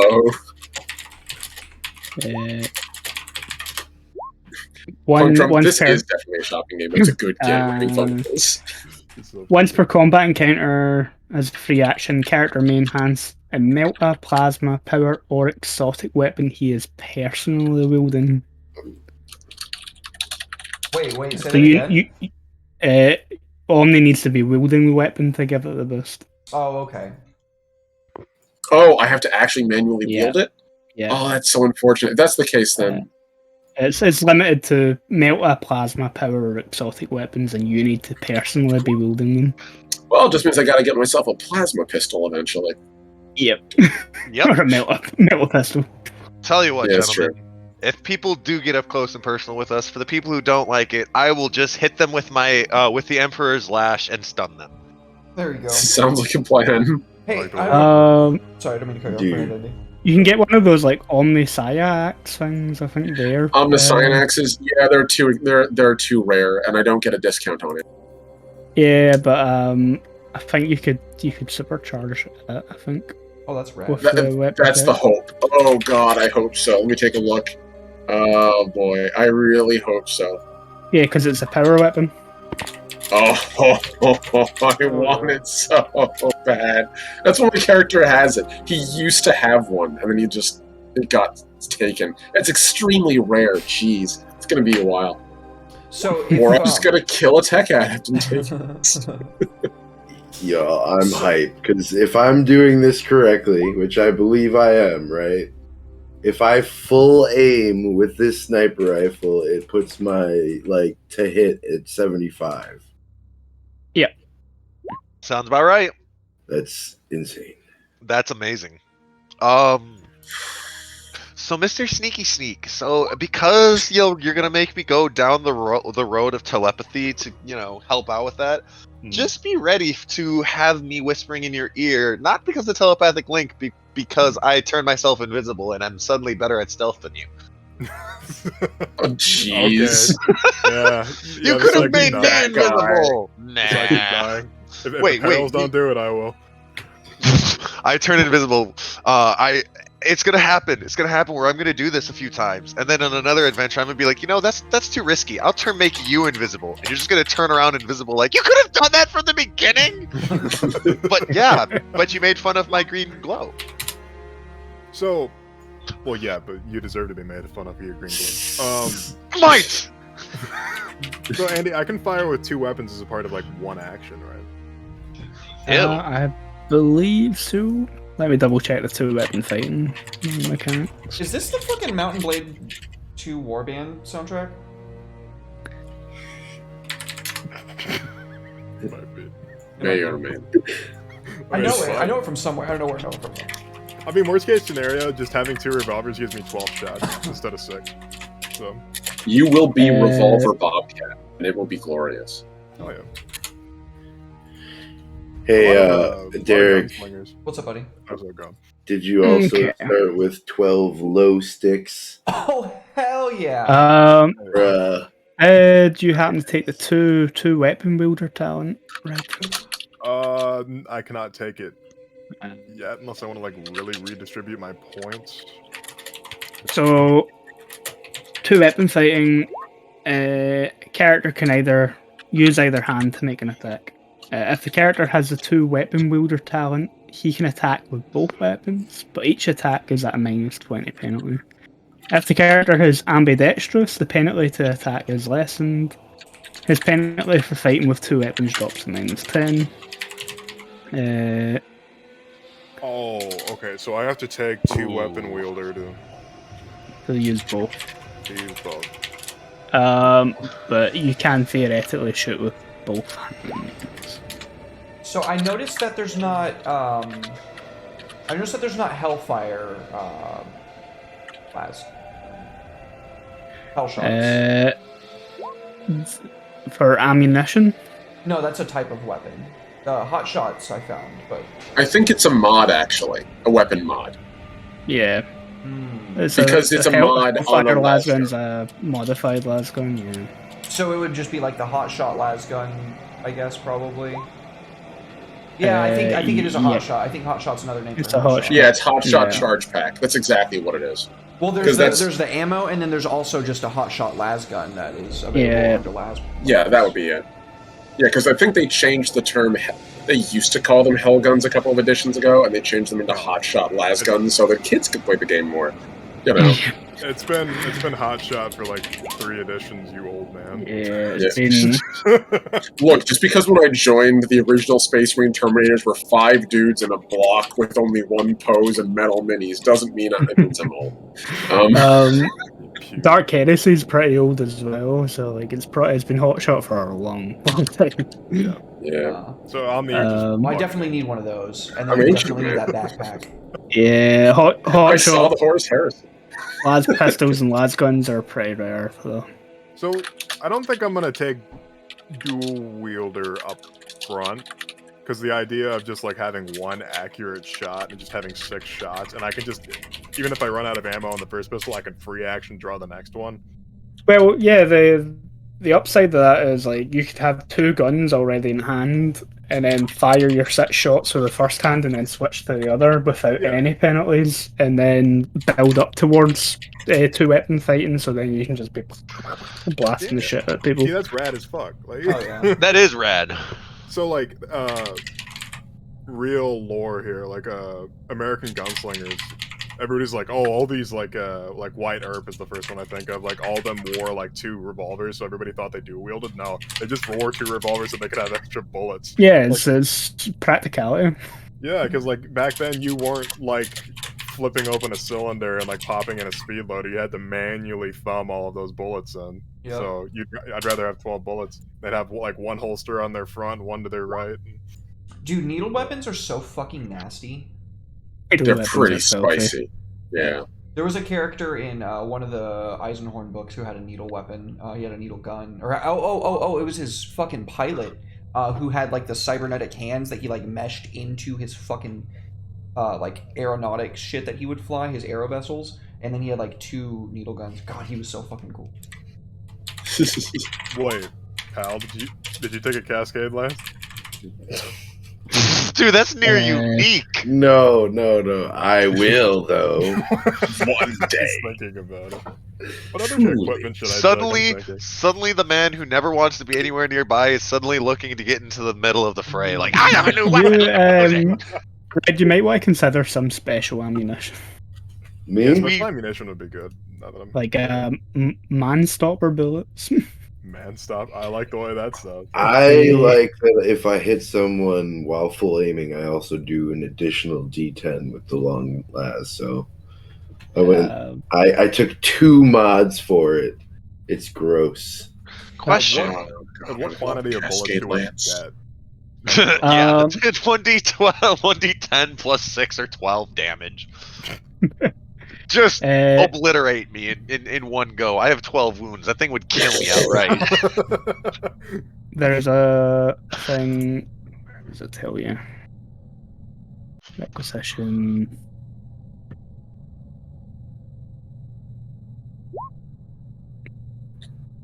When you purchase requisition a weapon, you get so many clips with it. You get 2 clips of standard ammunition.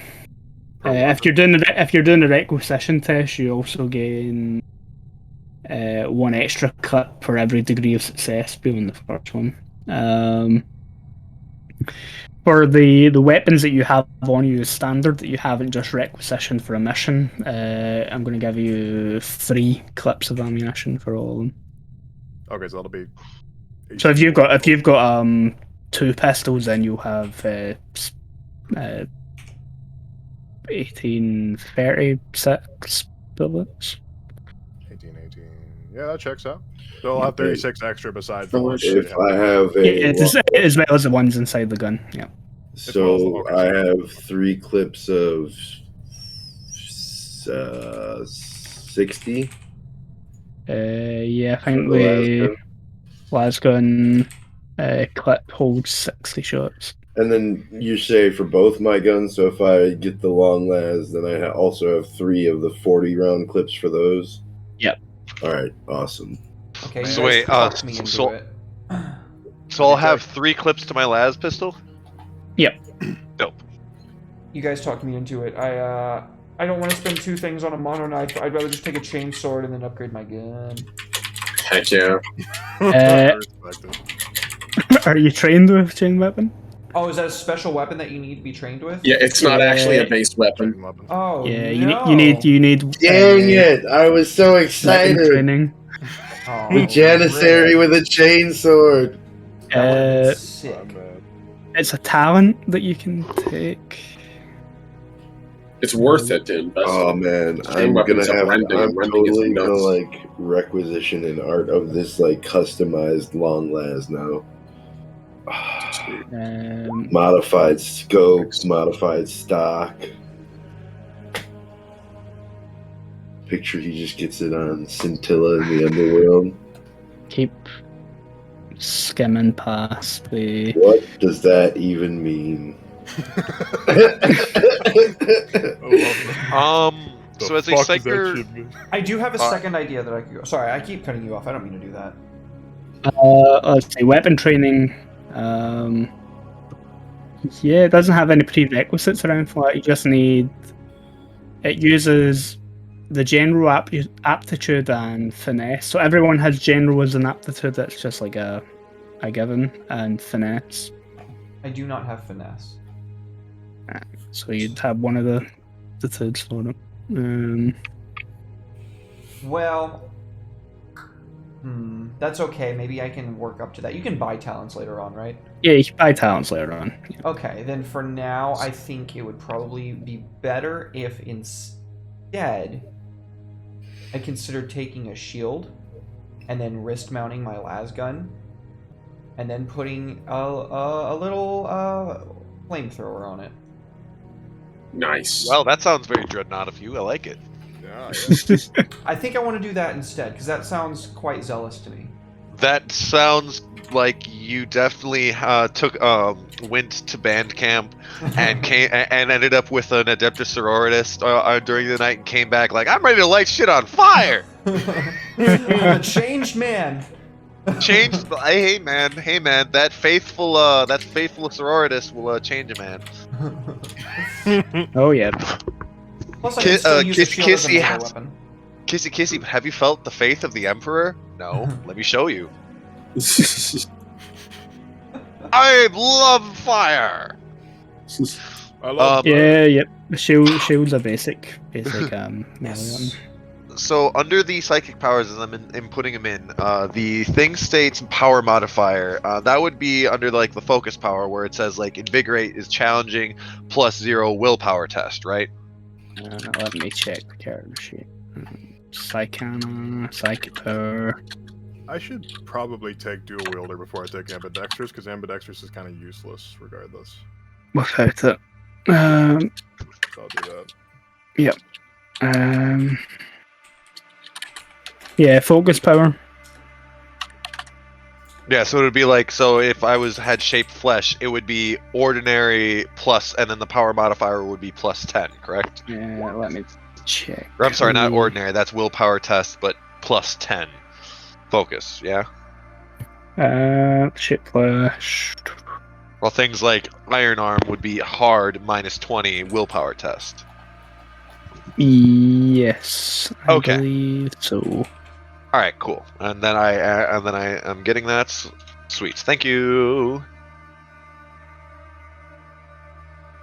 Does 1d10 +2, 10 of 4. Be right back. Cool, chief. Yeah, so yeah. Focus power. You've got the drop down there, and you've got things like perception, willpower, science, or science. Yep. However you pronounce that. Yeah, you'd pick whatever one of those it is, and then for the power modifier, like shape flesh is ordinary +10. Gotcha, and that just means it would be easier to cast, while Yeah, something like yeah. Iron Arm and make myself unnatural strength and toughness would be hard. Yeah. Got you. So if I go that route, I can make myself even more slap happy than these fools. Got you. So I'll take the big choppa. The little feeble psyker carrying around a big choppa on his back. Can that little man use it? Oh, just wait. Cast a spell. Arm turns into Tryndamere arm. Big choppa time. Where is the big chopper? The big choppa is in weapons. It's a Xenos orc based. You took an orc choppa? I was No. Oh, you're I using. said- Yeah, I wouldn't use the quick reference for equipment. Yeah. Because there's stuff in there that That we Yeah, you probably won't- don't you have won't access to. Yeah, no, I know. Basically, yeah, every Xeno weapon. Yeah, no, like all the Xeno weapons are not available unless we're part of Ordo Xenos and we found them because they're all like extremely unique and rare. And even then, Yeah. we'd probably be waiting a while because your average Ordo Xenos Inquisitor isn't like, you, random person, first mission, I trust you with this Eldar needle rifle. No, You're like, no, no, they'd be more like, tell you what, if you manage to get through this with this Oreo still tied between your bung cheeks, then maybe I'll let you look at my Cascade Lance. Yeah, exactly. You might know I have one after this mission. Maybe. I'll consider answering the question. Yeah. That's I might very deign to grant you a half answer. yeah, I was in the middle of giving Red a load of specialist ammunition. Sorry. earlier. We're excited. We've got- Sorry. I'm Very so safe. sorry, What's that? guys. Yeah, for special bullets that you might want to take as some of your extra equipment if you've still got extra equipment that you can take. Yeah, I have one extra equipment. So like the man stopper, they give a or they have 3 penetration. Yeah, they are for punching through armor. You have So just straight up, if I shoot somebody with this and successfully hit, I ignore 3 armor points. Yep. Got it. Okay. Actually, what's everybody's armor points? I'm curious. 4 on everything. you Wait, what, could Imperial Guardsman. What points? Armor 4. points. No. What points? Armor.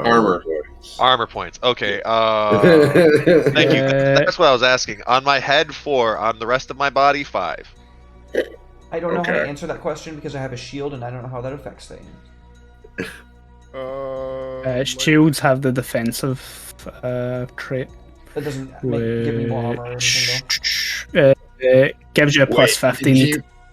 Oh, I sorry. really need to invest in armor. I have like armor 1 across my whole body. though. Plus 15 to what? Parry.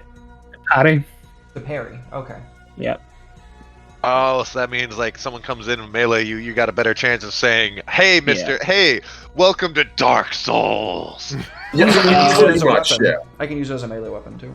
Yeah, defensive weapons have a minus 10 to attack with, but Sir, have you ever met my anti-heretical shield? No. Well, you're about to smash. so yeah, in combat, in melee combat, you have the option to parry or dodge attacks. At range combat, you can only really try and dodge them. Ah. I think I have the best armor out of everybody. Yeah, you're an arbitrator, of course. You've got the best armor. Yeah, I got 5 armor everywhere on my body. Nice. That's You've got that. You're rocking that Judge Dredd on. Yeah, Austin, I'm what rocking armor are that you like light wearing? carapace. Oh, it's Light so flat cloak. good. A flat cloak would be awesome. I started with a light flat cloak, Oh, so and it gives what was it? 2 armor to arms, body, and legs. Yep. Yeah, you're wearing that the Enforcer light carapace armor. Yeah, That's it gives sounds 2, and good. also I count as 1 AP higher against blast. So 2 to all those, and then I have a 32 toughness, so 2 plus 3, 5. The lore-wise, technically Derek's character should be rocking that Militarum Tempestus carapace, but he ain't. It got broke. He ain't been enlisted into the Inquisitions of Dingra. It got broke in that time when everyone died. You remember? I remember. Everybody remembers. Probably more Say likely your Imperial Guard regiment went, you're leaving us, we're taking that back. Yeah. I want to get a cybernetic, but I don't want to give up a pistol or 2 for it. Trust me, you don't want a cybernetic. It hurts getting put in, especially when Omni's the one doing it. Sorry, Orcum. Excuse me, Oakham, thank you very much. And Oh, 2, Oakham. you would be unconscious, or I would remove your spinal column so you wouldn't feel it, and then reattach it afterward. With some upgrades, of course. You think I was some sort of charlatan? You shut your Mars Listen, hole. sir, I'm never Mars actually hole. asleep, so I remember everything you did, especially when you dropped that little needle in and said, he won't even notice it. And let me tell you, turns out, I feel it. Omni is the What guy you that- guys didn't know is you are actually part of the Order of Xenos, and Orcum is the resident weird boy that your Inquisitor is a pet. Hilarious. I love that. Just a green version of me. This is an orc wearing like a pair of card tubes with like A rusty like a metal mask. rusty mail mask. Yeah. Got fucking tetanus. I should get a vocal implant so I can like fucking chant out the shit that I need.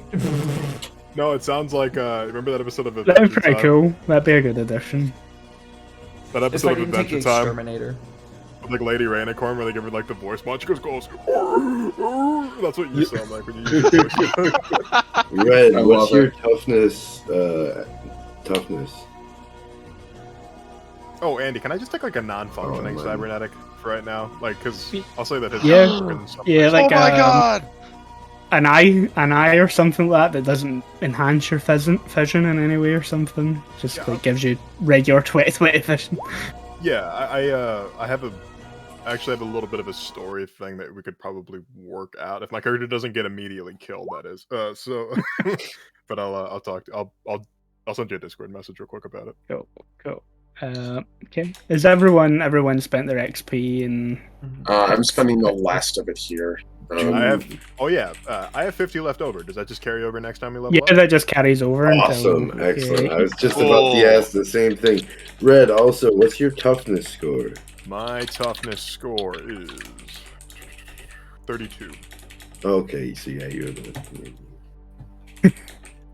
Yeah? What are you mumbling about over there? That's okay. Like, I think that makes you have like the highest like whatever with your armor and that together. I'm You're fucking like crazy. ready, man. Yeah. I'm ready to go into combat. I got a shotgun for backup just from my, Oh, I armor. see you. You're like the opposite of me. I'll just be firing over your shoulder. If you shoot, or if you put your gun on my shoulder and shoot, I will beat your ass. My guy is exactly that type of person too. He's like, hold on, hold still.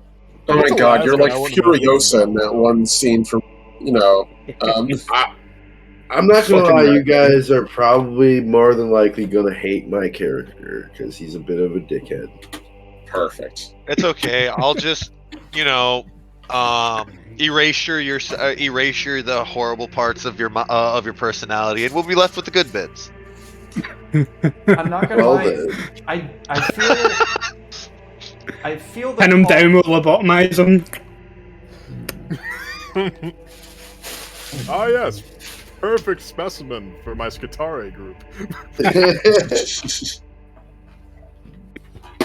Welcome, Lobotomite. You're really good in 9th edition. Damn, I have so many concentrations. Already programmed to shoot. It's already one step.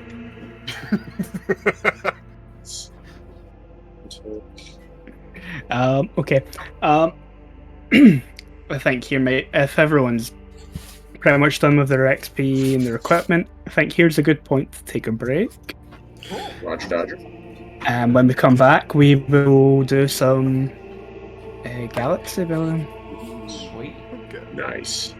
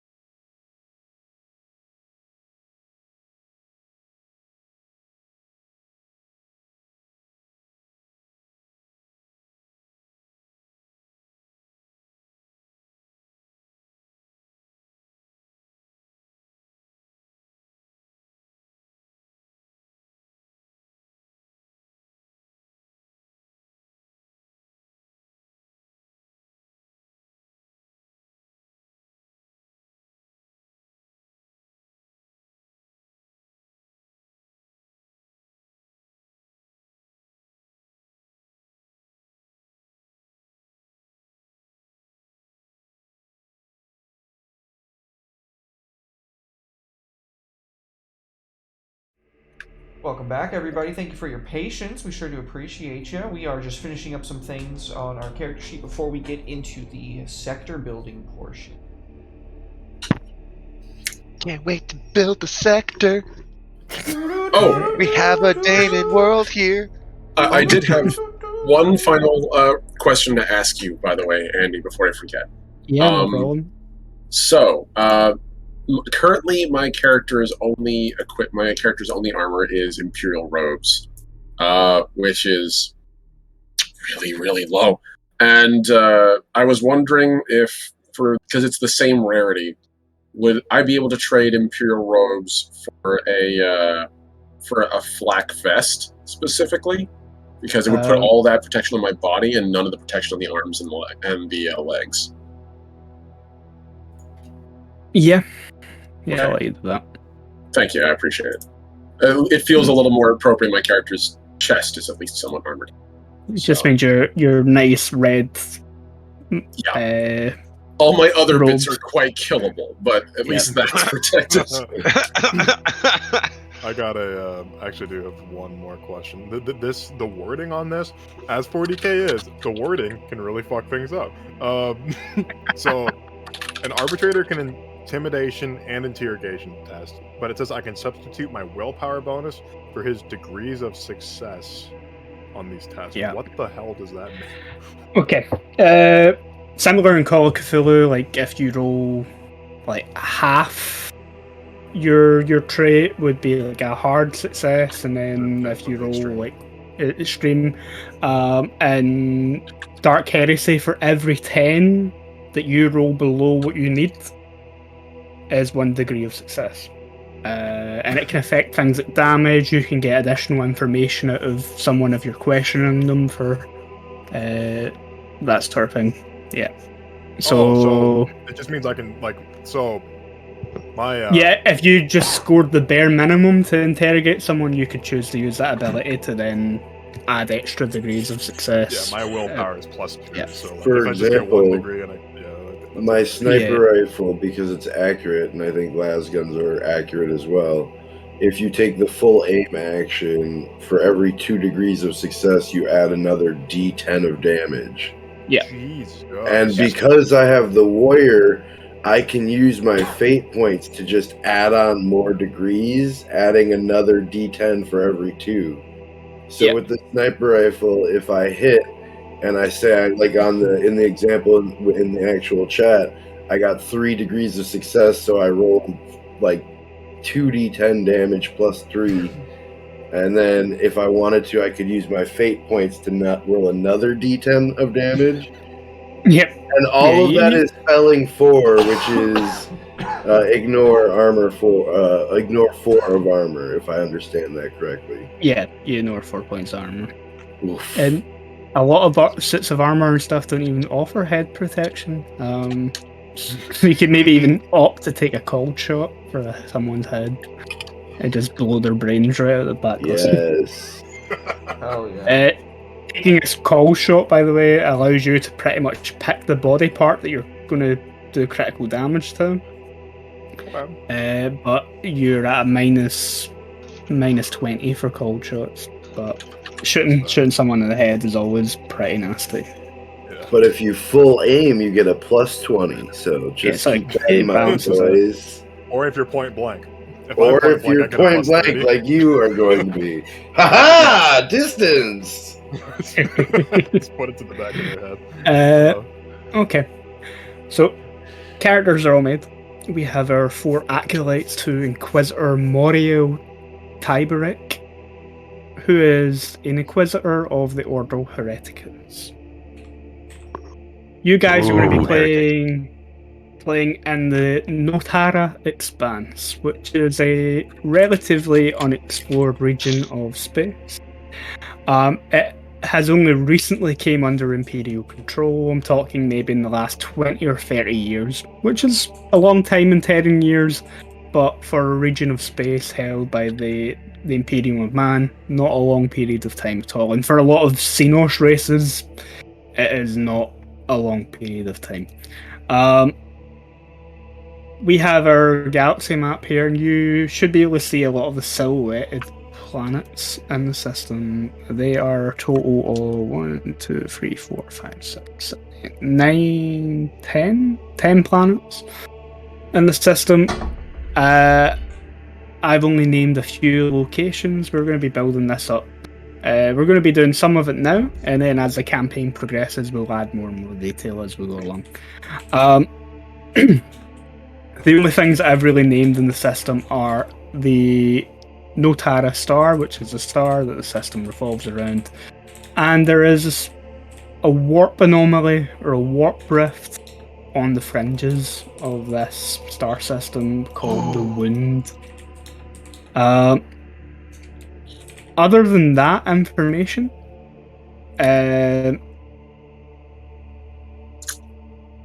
we're pretty much free to build up this system how we see fit. So could you explain to me, galactically speaking, where the Notar Expanse is, like in like reference to let me bring up Maledictum and what have you? let me bring up a 40. Because I really need to know like how close it is to the Eye of the Eye of Terror. We're inside of it. Bum, bum, bum. Sucks for you, Janissary. Ooh, yeah, that's actually a great question. Are we on the side of the Imperium or the Imperium Nihilus? Secunda. We are not that far in Timeline? the timeline, yeah. Perfect. Dope. Okay, so, things like robot girly man being woken up, not happened yet. Girly man is not awake. Gotcha. I'm okay with this. Oh shit. Are Primaris a thing then? Nope. Not yet. That didn't happen until Guilliman walked over and gently asked Mechanical Mars to give him his shit back. So Yeah. Like, let's see, they're working on them, but otherwise, currently, as I was reading, there are Primaris Psychers, but they are in no way, shape, or form Astartes. No, it's just a term that they've used for a long time in 40k, which slightly confused a lot of people. I have a question for Austin, actually. Yes, sir. Do you have that while I'm looking? Do you have interrogation? Interrogation? I do. Okay, good. I took inquiry instead of interrogation for that reason. I also have intimidate. So. All right, cool. I haven't. So everyone knows, I have rank 1 awareness, rank 1 interrogation, rank 1 common Astra telepathica lore, rank 1 lore about the warp, 2 ranks in prescience because I spent some in that, and then 1 rank in scrutiny. Cool. So Andy, you were saying? I'm trying to find a good map of like all of space in 40k and can't. Oh, that's very hard. I just go grab my 9th ed map or my 9th ed decent book. That's too far in the future. Sadly, that doesn't apply yet because But the 9th map's so ed nice. has. No, wait, no. Was it 10th or. No, it was 9th Gotta ed. be like 7th Or no, it is edition 10th. lore, right? It's a 10th ed book. Sorry, yeah, it's definitely not going to be good. Yeah, in terms of the Eye of Terror, where it is in the current lore, where it kind of grew, it swallowed Cadia and stuff like that, none of that's happened yet. So Cadia's still there. For now. Cadia still stands in the past. Oh man, are we gonna like go so far into the timeline that we get to have both our our guardsmen like people start to break down and cry because they find out that the guard broke with Cadia? I don't give a crap about Cadia. You're so far Oh, far in space that you probably won't even hear about it. I'm a Scintillan Hive Jaeger, bro. I don't give no fucks about Cadia. You're still mad that Cadia didn't that you didn't get that promotion and put to Cadia, aren't you? Yeah, I don't want to go to Cadia.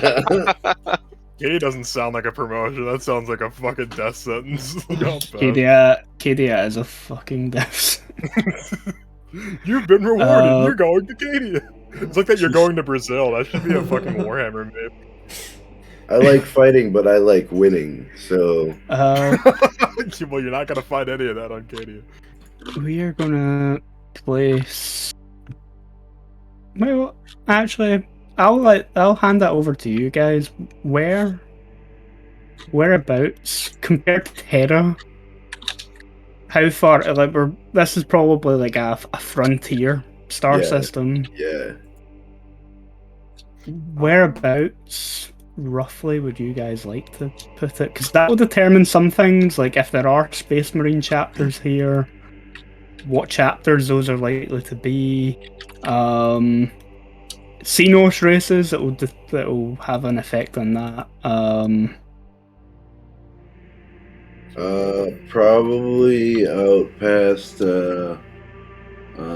what is it called? The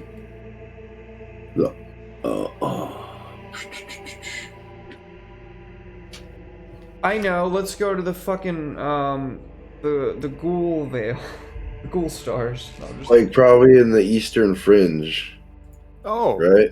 I'm from the Eastern Fringe. Yeah, they're probably near the Eastern Fringe then, because that's also where Tau are.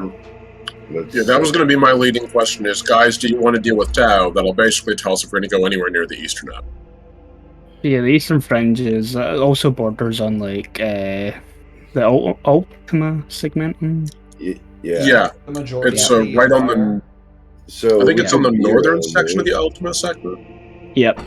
The Blue Boys, the Blueberries. Blueberries. The Marines that GW will literally never shut up about. Yeah, you can put it in the northern, like near the ghost stars. There are ghost stars. This is the Eastern Fringe. I can post that into Discord. This picture. That's fair. Honestly, that's a pretty good region too, because that gives us potentially, in terms of Xenos. I know there's an Eldar craft world out in the Eastern Fringe. I know Necrons are everywhere. I'm pretty sure Orcs are over there because Tau. Tau are over there because Tau. Kroot are over there because Tau. So gives us a lot of really easy accessible Xenos if we want to run into that. There's high fleet Behemoth, and then there's high fleet Kraken. The tower just right in the fucking middle of it. Basically, every Xenos race is immediately accessible in the Eastern Fringe. Yeah. Even things like the Dark Elder and stuff can just pop out of the warp gates. Yeah, they can just go wherever the fuck they want. Yeah. Yeah, they're just gonna cheat. They're just like, oh, I want to be in the plot now. I'm here. And similarly, Chaos can do the same thing, especially since there is a warp rift in this star system. Like, yeah. Oh man. This star system better hope it doesn't catch the attention of an Inquisitor. Oh wait. Oh no. But yeah. Okay, so I'm going to take a note of that. So we're doing the Eastern Fringe. Yep. Seems I'm like from Jericho Reach. If you use the link that I put in links, there's a clickable map with a crap ton of magnification. Oh, that's cool. Ghoul stars, Ooh. ghoul stars, ghoul stars. I would hate to be the guy that makes maps for Warhammer, because could you imagine how many fucking planets you have to make? Oh, fuck that. Bro, Yeah. and the whole thing about that is the way that they take care of that is a lot of where you see like a single planet or whatever is actually like part of the system, and like then like they don't do like all the other planets that are technically a part of the system but aren't necessarily usable, because there are a lot of planets that aren't used at all because they can't be sustained or anything like that, or it costs too much to terraform them to properly be used, and those even then are taken care of by the Adeptus Mechanicus and other entities in order to bring them into the fold. Okay, so there's a cluster of Komarl, Eluzia Prime, and Coelia right in between the Ghoul Stars and Exodite worlds that we could place it. Yep. We could put it along near the edges, so that way the Orderos Hereticus are suddenly scared off when we have Tyranids attacking us. So where are the Ghoul Stars specifically? Let me back They up.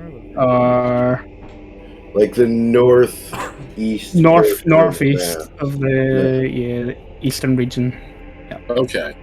On the map that I posted, I think it's called the Ghost Stars, but it's the same. Looks like it's the same region. Looking at both maps. I think you're right. Yeah. Yeah. Yeah. Okay. Yeah, there's the Exodite worlds. Okay. Okay. I see it. You know, it's like the nearest Imperial Guard homeworld is Valhalla. The Nice. Who's Nice. I don't even know the where. Whomstead? Yeah, Valhalla. Is the home of who Is though? Solixus. Imperial Guard regiment. Oh, okay, cool. Yeah, Valhalla Ice Warriors. That's the awesome Russian dudes. Yeah, they're badass looking.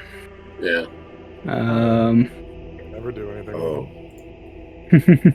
I'm from the Segmentum Obscurus. Yeah. Okay. Oh, this is the north. All right. Yeah. Galactic North. Galactic North, right. Because that makes sense, right?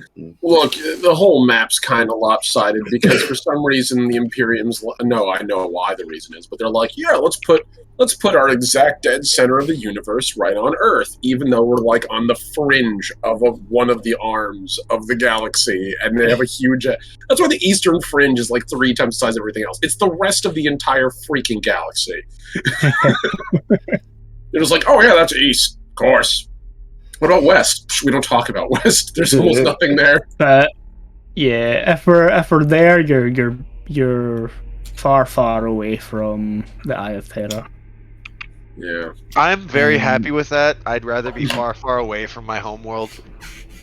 This map shows a few smaller warp rifts compared to the Eye of Terror, like the Storm of the Emperor's Wrath and Maelstrom. Yeah. The wound, as it is at the moment, is probably smaller than those are as well. Oh, thank merciful sweet Jesus Christ! I don't want to be hiding in some like locked, padded room every time we go on the ship, and I have to see the wound. I mean, like, it makes sense because most of these big, like, warp events we see are the size of, like, entire star systems. Oh, so it's not like as though if we can see this on a solar system map, i.e. we can see the solar system, we're probably not dealing in one of those things. No. Like, localized warp rifts aren't totally uncommon. No. Thank you very much, Smart. They're a pain in the ass for the inhabitants of, say, solar system, but they're not quite galaxy-threatening. Yeah. I posted a link to a wiki page on the Google Stars. Thank If you guys feel like doing some light reading. I do love Did you say light reading? Is there. Andy, do you remember what's there? I was gonna say 40k and light reading do not mix. Yeah. I can't even find one fucking spot on a map where I'm from. Are you talking to me, telling me like I'm supposed to read this shit? We're gonna do what I do best and just wing everything. Wing it. We'll build the star system as we go, but where it is exactly, we know it's in the northeast. Oh, the gold stars? Yeah, or like the system that we're in. We know it's going to be in the northeast of the eastern fringes of the Imperium. Which means, in terms of Space Marine chapters, probably going to get. There may be encounters with things like Ultramarines and probably Imperial Fists and stuff that's fun. The odd Black Templar Crusade because Templars have no borders. Okay. So we know where it is. Nova Marines are in this area too. Alright, then. Okay. Let's start fleshing this out.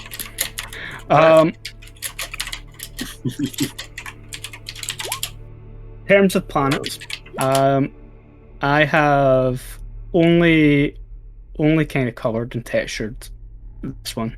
These two are moons. This planet is in what we kind of refer to as the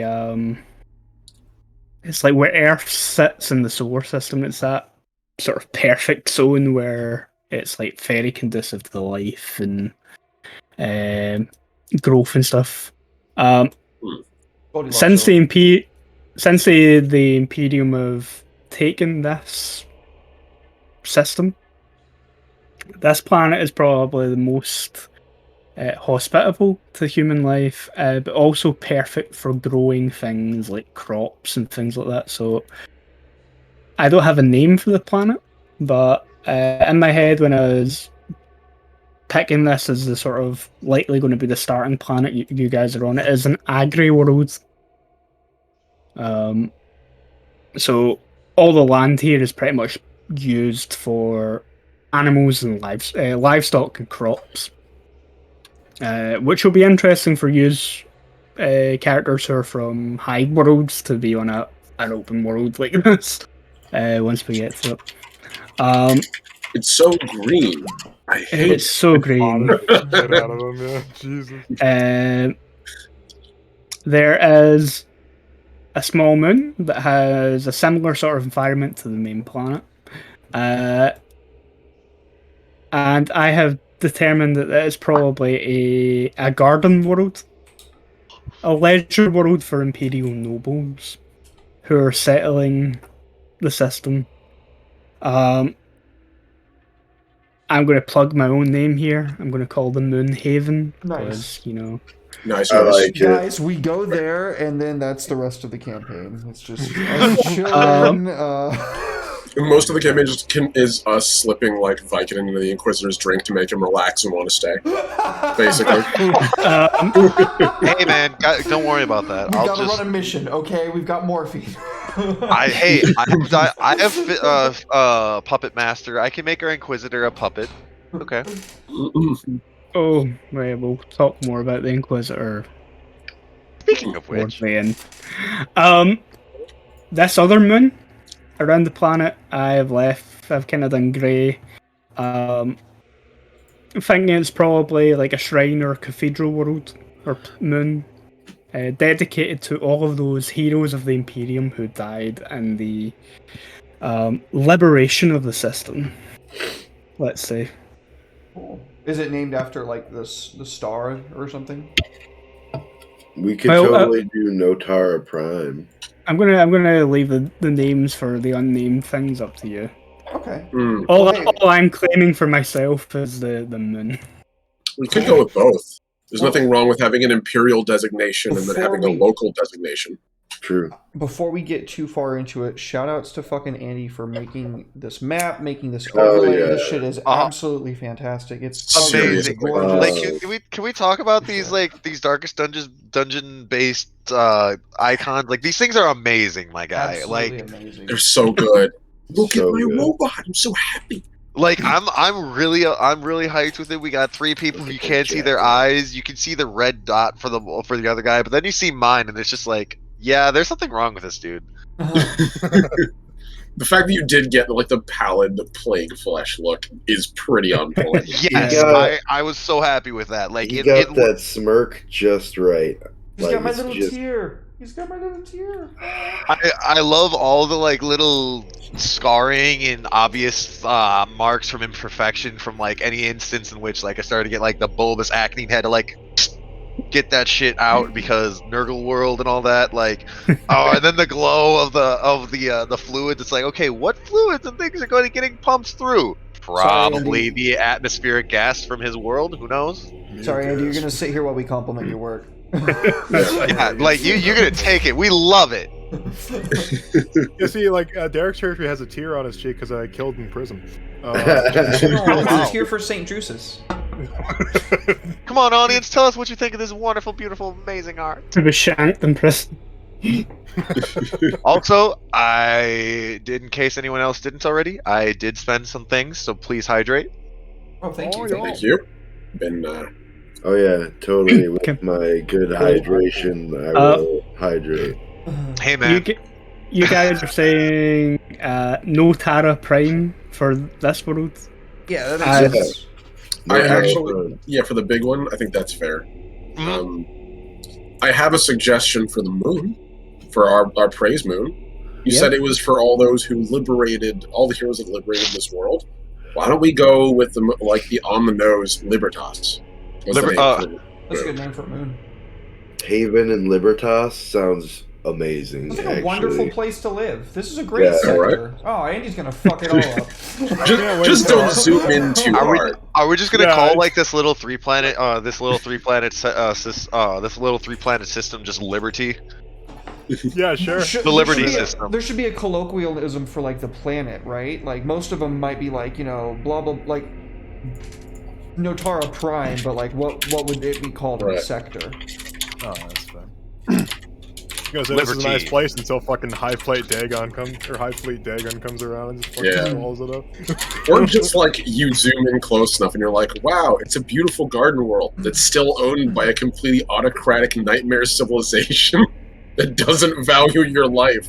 The plants are probably more valuable than the average. Oh yeah, the Christmas crops planet. are way more valuable than any of you guys. Like, Hey. you literally don't walk on the grass because if you do, you will become part of the grass very shortly. What if? So I'm getting. I just have a tendency to try to think of things in like lenses of like what the names mean. So Haven and Liberty is like freedom and safety. Should we say like freedom and safety orbit something that's like potentially dangerous, like Pandorum, like Pandora's box, alluding to that type of deal? That's just my first train of thought. We can do something else, but Interesting. I mean, and Interesting. the hidden meaning that, like, you know, Necrons may still be around somewhere. Ooh.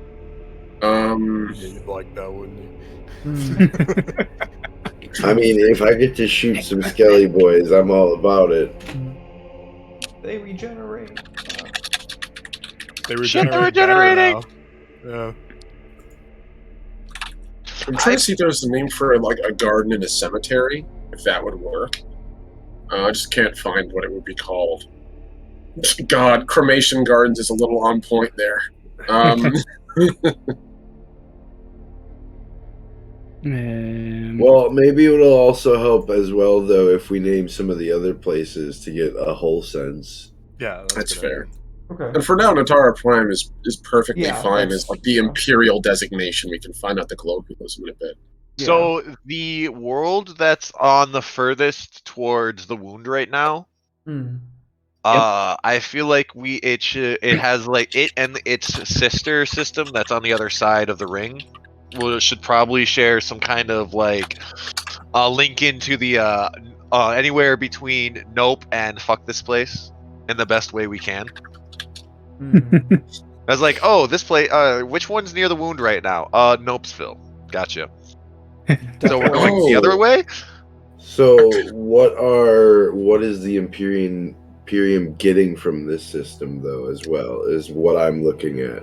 Is there like a Forge world here as well? Because that would be cool. I mean, Yeah, like, that's go ahead. It's up to you guys. Or is Notara Prime like a hive city that's got like a good guard regiment? Or So Notara Prime as a planet is an It's an agri world, which agri-world. means it's sparsely populated. Mostly grows crops. So there might be a hive world somewhere. Not to mention also like any place where you can find fresh water. Like, there's a reason why there's not many blue worlds in the Imperium, because tankers will drink the crap out of that. They will drink your milkshake till your planet is dry. So, That is Tyranid worthy. Yep. Yep. Magma planet. Magma Forge World planet. Okay. They will still Where- consume all that. Ping what planet that would be. This it's gotta be this one, right? oh, like, nice. right- We picked the same right. one. Hell yeah. Yeah, Nice. Yeah, I figured It's it'd gotta be be that that closer one. right next to the. Oh, that would make sense actually, being closer Oh to the star. yeah, the fucking. No. Because it's like Venus or Mercury. Ooh, but So- this one's bigger. So my thought on this, and the reason I like the idea of the World Magma Planet, because since we are also going to talk about how we ended up in the Inquisitor's service, this feels like a natural place for my dude to have come from. Like, again, he was found in cold storage. Hmm. So, like, on some, AdMech location. If you want the Inquisitor to have found an off system, cool. But if you want to find him here, they probably just shipped his box here, not realizing or not caring there's a perfectly usable tech priest in there. And, one day going through inventory or through some hijinks, accidentally unlocks the box, and hey, a helpful A helpful tech adept appears. Are you a tech adept? Yes, I am. Can you open that door? I'll try. Wrench. You're coming with me. And I figured that, like, wherever this would be, that would be the place where he would have been first introduced to the party. So. Cool. But the question is, should it be the bigger of the two? Because this one on the other side looks bigger than the smaller one. I mean, on a planet scale, like, it really wouldn't matter too much, right? Like, a But I planet would still give them functions. more room to do stuff. True. Mars is like almost completely used except for the extreme radiation areas. And even those are used because, yeah, you're right. you know, servitors are cheap. Yep. Now, Let's see. correct me if I'm wrong real quick. Most of, if not all, Daemon worlds are pretty much around the Eye of Terror or within the Eye of Terror, correct? Or other similar warp anomalies. Or they'd be near, like, larger warp anomalies? Yeah. Okay. Basically, if it's outside of a warp anomaly and it's a demon world, the Imperium is probably working very hard to make it a dead world. And if it's in a warp anomaly, then the Imperium is kind of just going to let it be there for lack of better options. I mean, I don't think they're trying all that hard. They've already learned over the last, like, 10,000 millennia that it's nigh impossible to make a Daemon world a dead world. Prison Yeah, planet. exactly. Basically, to Like, break you can it, you can exterminatus it all you want, but what's probably going to happen is the world is going to grow eyes and belch the exterminatus right back at the fleet. And we don't want to Oh, lose God. these cruisers like that. It's literally Hellworld Remina for anyone who actually like reads Junji Ito comics.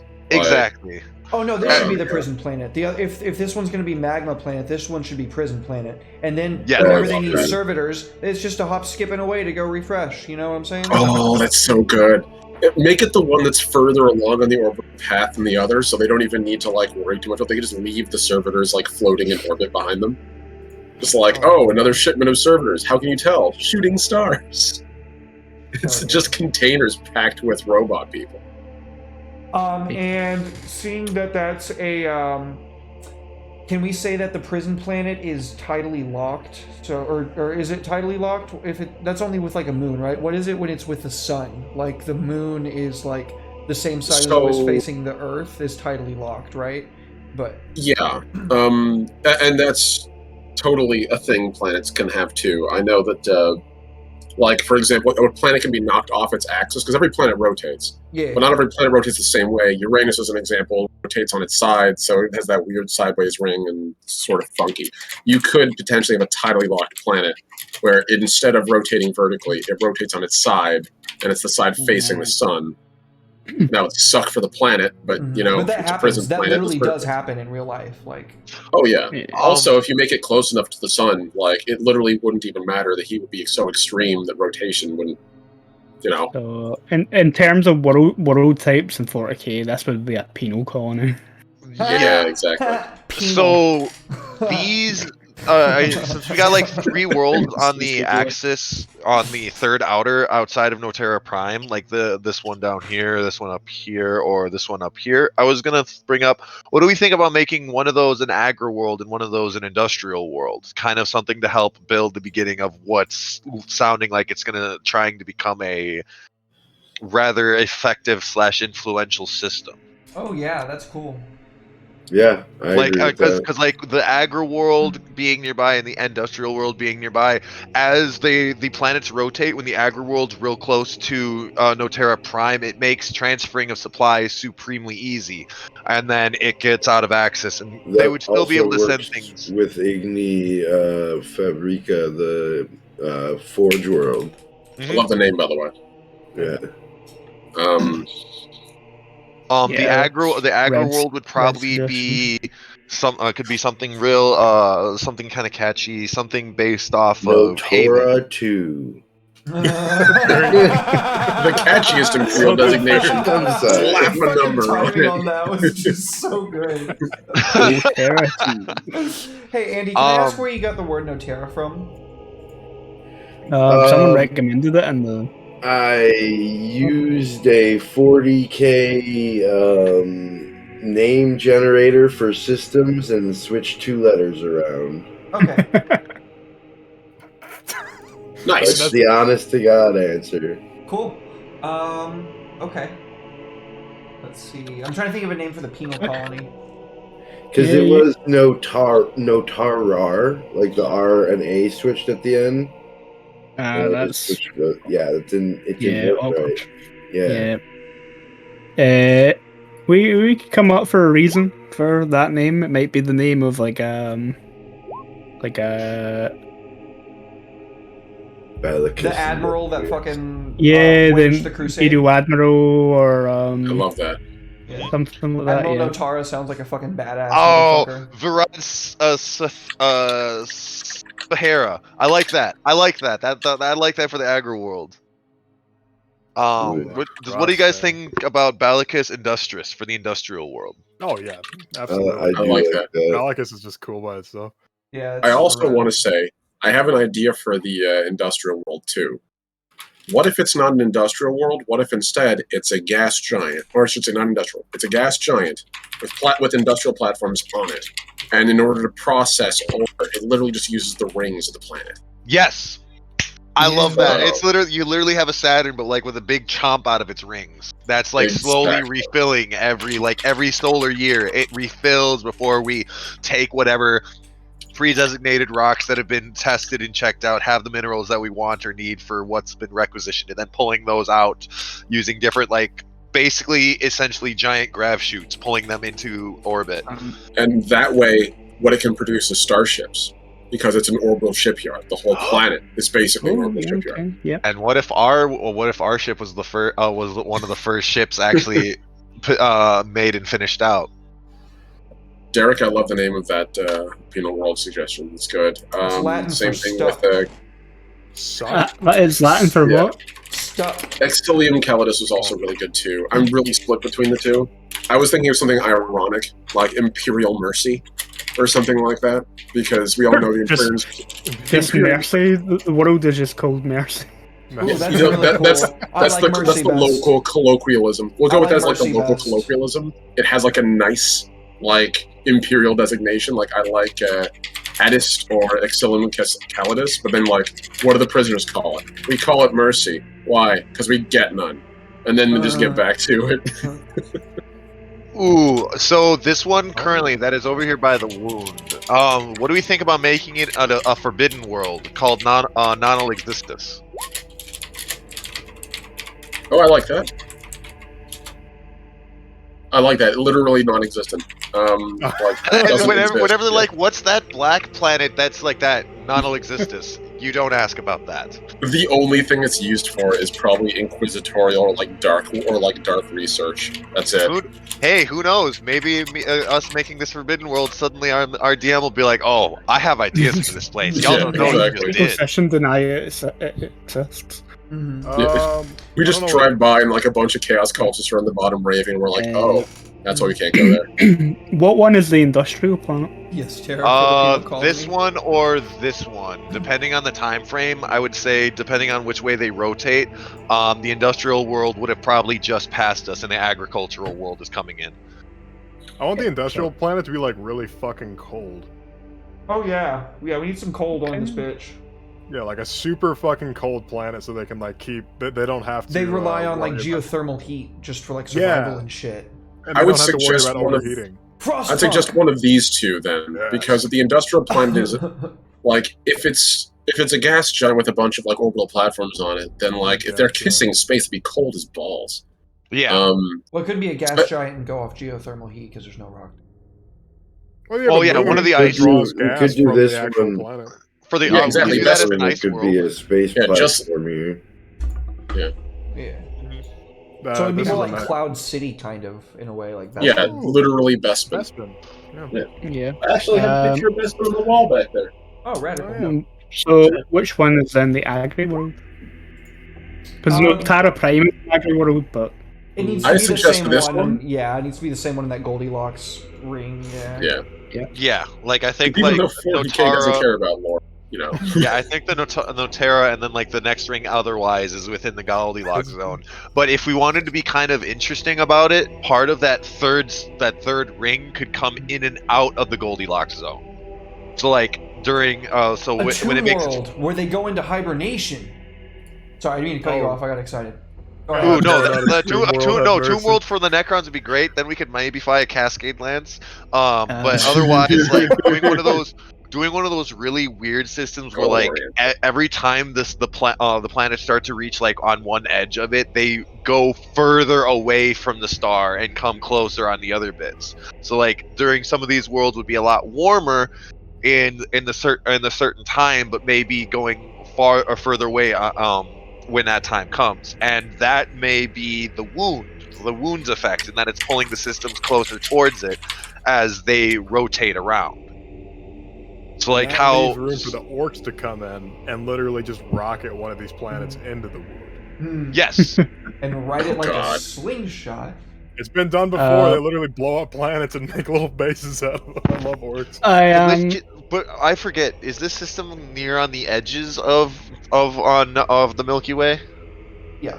No, Shit. it's miles away from Gentlemen, the we Milky might have a hive fleet coming in. I mean, we Um, all but guaranteed do, because, it's 40k and bad things are always coming. Oh no, the Hive DM's fleet. smiling. I don't like that. You're worrying about I that. reckon if we have a shrine, one of these worlds is probably a death world. Yep, Okay.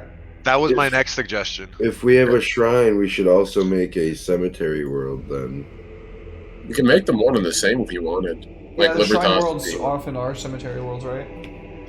But I do like the idea we could have dead worlds. How about this?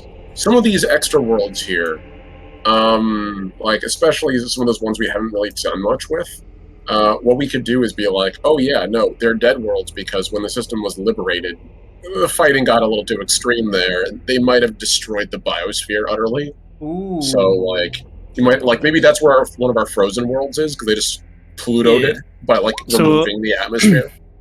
A death world in terms of 40k is a world where there are humans that live upon it, but like practically everything in the world is likely to kill you. Right. Fenris So is it could be- technically a death world. Fenris is technically a death world because the environment is so hostile that like only the psycho Fenrisians and the space wolves that live there can actually, Wolves the size of Clydesdales? Yeah, no. Yeah. Yep. Ball is technically a death world as well. It's a death desert world with irradiation. So like it triples down on how fucked you are. Yeah. Basically, if you need to live in bunkers, then it's a death world. And a Yeah. tomb world, by the way, doesn't necessarily mean a Necron planet either. A It tomb just means the world. planet itself can go to sleep. Yeah. Yeah. Or that it's just dead. Like there's Yeah. nothing left alive from it. But I Unless think I'm we can all mistaken. agree there's no Daemon world around here, right?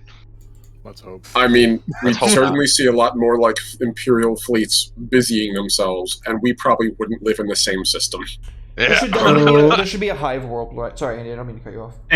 In terms of like so there's like 7 or 8 home world options in the core book, but some of the supplements add extra ones. So you've got feral world, where the dominant culture on the planet might be trapped in a primitive state. Probably not the case in this galaxy because it was probably been wiped out by the Imperium. Forge world, we've got one. Highborns, it gives you, even though it's not really a homeworld option, but they can be from any planet, to be fair. Hive worlds, probably want one. Shrine worlds, we've got a moon, but we could have a larger one. Voidborn tend to be those that are born on space stations or research vessels and things like that. And that would be like Balakis, since it's like Yeah. largely. We've got agri worlds, feudal worlds where they're kind of gunpowdery technology, frontier worlds which are habitable but they're kind of hard to make a life on, and it tends to be where all the sort of outcasts of society and stuff end up traveling to, but it's not quite a high world. More like the Wild West. Can a planet be a space hulk? Oh my god. No I mean- gene stealers! I mean, if it gets big enough. No, I mean, could we make one of these planets a space hulk? Like one of the Garden ones on the worlds. outside. So, like, in Demon other words, as worlds. opposed to actually following the circle, it's ever lurching closer towards one of these planets. Okay, I'm down. Or it could be orbitally locked. Ooh, like- that too. And you were saying something? What's up, buddy? Yeah, it could be a space Hulk that's orbitally locked. I think I'll play Blackstone Fortress. Could be a Blackstone Fortress. Yeah. Just a big I mean, collage. if it was, that would be the reason the Imperium is here. Like, Yeah, hands that down. would be an actual Everything good else is on the idea. backside. Yeah. Also, I demand that the aggro world is called, what did I name it? Barrage I put it up Sphera. there, Virad Sphera. A Oh, Blackstone I like fortress in a space Hulk that's so dense, made of so many ships, it's like a planet. I mean, if it gets, like, Yeah. I it gets think dense enough to just attract ice, it would be indiscernible from a comet. I think this Blackstone bad boy Fortress should be Rocky a Mountains. hive world. I think this- the cold this one planet right should here. be called Coldus Asabicus. Cool. Oh my god. We're Uh, just remember, boys, with bitch drop the T, because Bic is Latin for generosity. Nice. okay. So we have 1, 2, 3, 4, 5 worlds that are, as of yet, unclassified. So one of those outsider ones, we wanted to have a cold world, yeah. Yeah. Yep. So would we want the cold world to be more befitting to scientific means and be on the outer ring, or do we want it to take up one of these closer areas and I have think it this like one be? should be the hive world. Yeah. I feel like Agreed. all 3 of the planets on the outer ring would be dead worlds.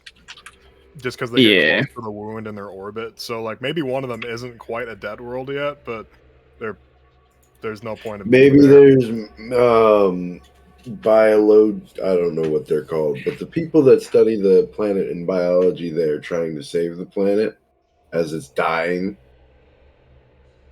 I still Adeptus biologists.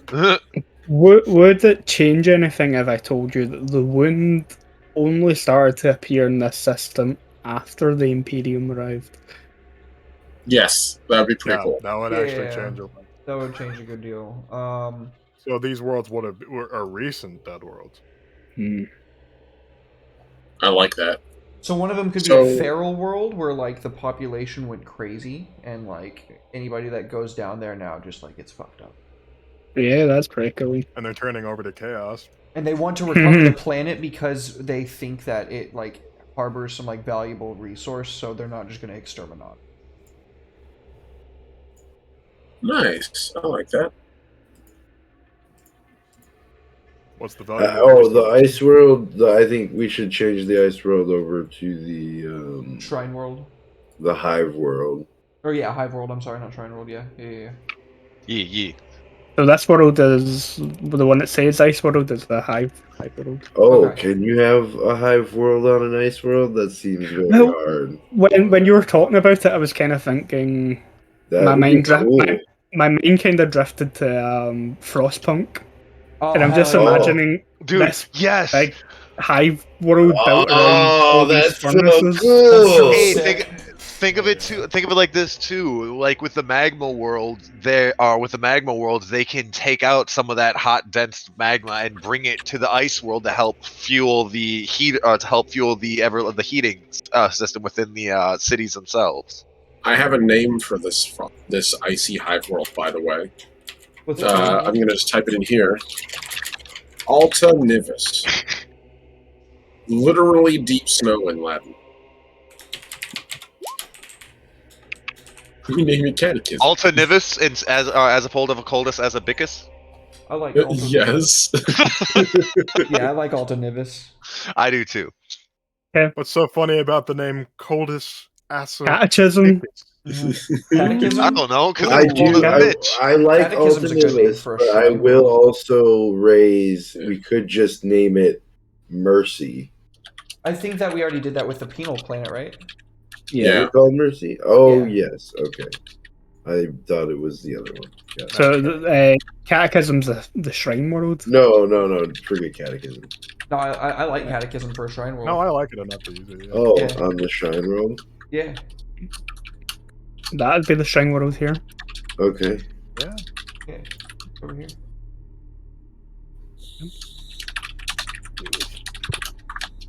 So for the other death world that's on the furthest outreach, I had an idea taking from you, my good sir. I was like, what might be interesting for a nice death world? And I was like, what about a death world that just had varying amounts of doom? So it came up with Varia Fata. Ooh. That's very cool. Some poison planet. Yeah, Ooh. everything That's- is like that's more one toxic here. than the last. It could even be kind of like one of the worlds that we made. One of the worlds that we came up with, where maybe it very much was a nice place that housed very efficient promethium built up, and it got released into the air. Now you have frozen promethium being breathed in and all that. Ooh.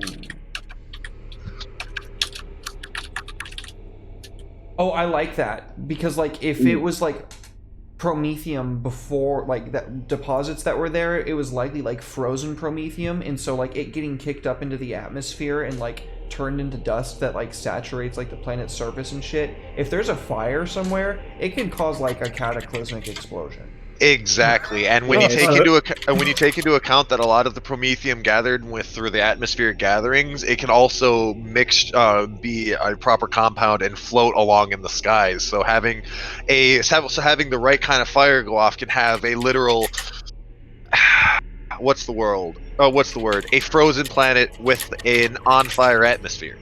Firestorm. That'd be A the absolute firestorm. So you look up to Varia Fata and you look at it and you're like, does Fata look like a sun today? Oh yeah, wildfires.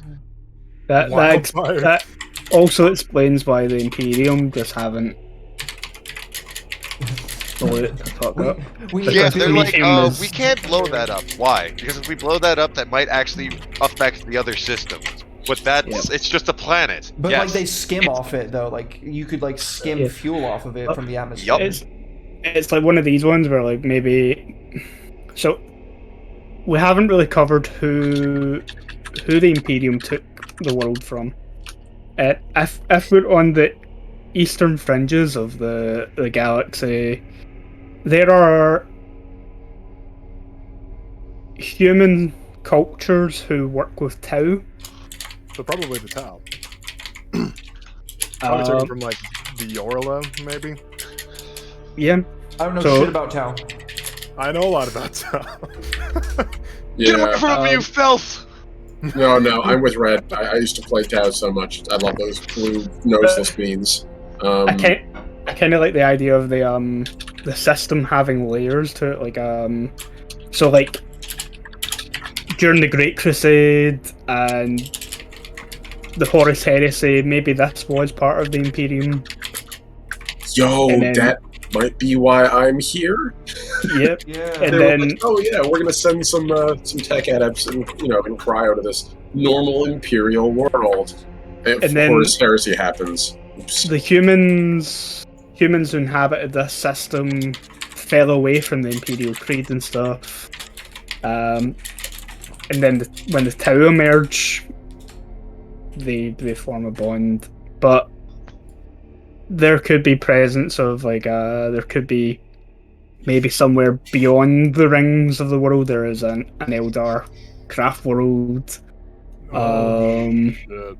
One of the planets could be a Necron, Tomb World, or maybe one of these was like one of the Eldar worlds, like Maiden worlds that has been fucked by humanity. I love the idea of that, by the way. Like, this was a perfectly normal planet, and then, oops, all humans, and, here we are.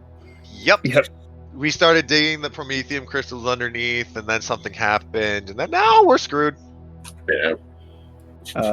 Going off of the idea that Kyle gave off in the chat, he said the larger world in the Outer Ring, it's an absolute wasteland. So I was like, Desertum Heresios, which literally means wasteland of heresy in Latin. The one that's currently lying closest to the wind. Yes. I also propose Alta Vestum, which is just the hive world's name with the word waste in Latin. I think I like that better because it's not so on the nose. I mean, you know, it's 40K, so it's perfect. Fair point. You got me there. The Emperor of Mankind. So what do we call the Titan that looks like a dog? What about a Warhound Titan? This one here? This world? Yeah, I think that's the one. What was the name you said for it? Well, I had said Alta Vestum. What if we combine the two? Because I think they're both cool. So we have. What about? Let's see. So Vastum was what you said it was. Let's see. Vestum Herrerosos? That could work. Let's see. Alta Desertum. Alta is tall. I'm not gonna lie. Alta Desertum sounds like alternative desert. Alternative desert. That's my favorite kind of music. No, and my wife's in the other room said it sounds like a dessert. Actually, Alta Desertum is my new band name. Called it. Other dessert. All right. So let's see. I'm literally just coming up with different names for things and throwing them out there. I came up with another one for another world, possibly Imperatos Throne. If it's some kind of absolutely beautiful world, the people who got the system going looked at it was like, this place would be befitting for the Emperor's throne. Damn, that is a high ass, pompous ass. Yeah, that is high praise. Exactly, it is a very high ass. Oh, that's brilliant. Can we make it this tiny planet over here and then make that a Necron Tomb world with like some kind of something in it that makes it so perfect? Like it's like some kind of like archaeotech made planet that's like perfect. If it's not a Necron Tomb world, you can make it one of those old central worlds that house so many of the webway gates from the Eldar. An Eldar Maiden world. Yeah. I can't remember what the name of the world. Yeah, but like doing it as one of the webway portal worlds would kind of even be more befitting, considering the Emperor was trying to get us connected to that webway. Yep. Okay. I like that. More than one way or not, it may or may not end up leading us into a giant army of daemons fighting golden gods. Other way, guys, we don't want to get in the middle of this. So you just got this last one. It's just this big one here now. Yeah, that last one. Let's go with let's do Alta Vestum. I like the original name on it. While both names are kind of really befitting, I feel like I have put in a number of them. I say let's do the Alta Vestum. Sorry, I was writing names. What is Imperator's Throne all about? It's a maiden world. Oh, okay. It's basically a world that when they came and they took it, they were so beguiled by it, like as if they looked upon the Emperor or Sanguinius themselves, and was like, this is a place that would be befitting for the Emperor's throne should he ever rise and seek to renew it. I think like this world is a death world. Like there's Promethean and stuff in the atmosphere. The people that still live here are probably a bit mutated and stuff from it. This would also be a death world because it's an absolute wasteland. Yeah, like deserts and everything. But this world, I think, the Imperium might class it as a frontier world, because if it's a maiden world, I feel that there might be Eldar Exodites or something on it that's relatively hidden, but they make it very difficult for the Imperium to colonize it properly. Yep.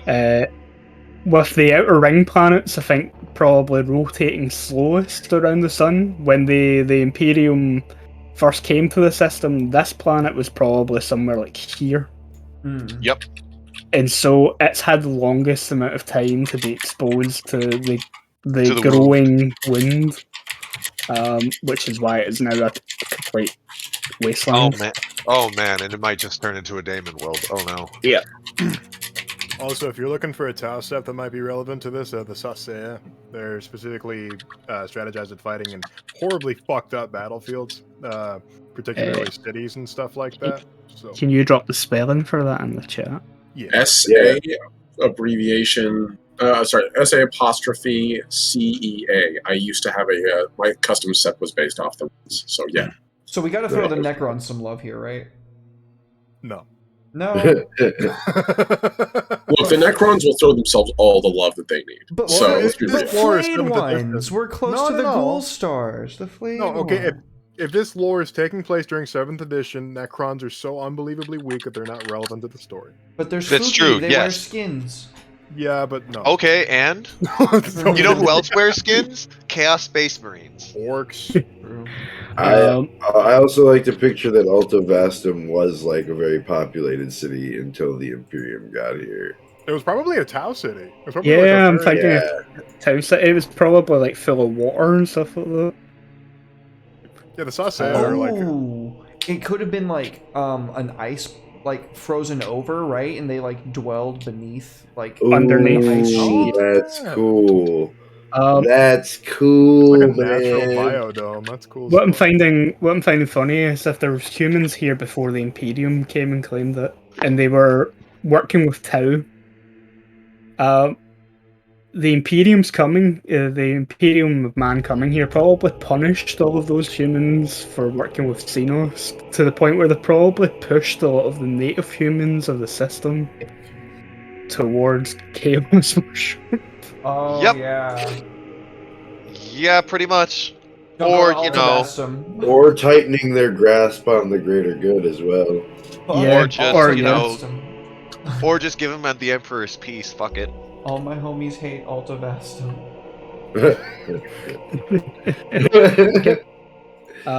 So all we have, all the real homies from Alta Nivis. we have our system. Nice. I will color all these, probably not in time for next week, but I will start to color these planets in. So as we go along this system, all the planets will start to actually Fires have from- I'm loving texture and this. stuff to them. This is so sick.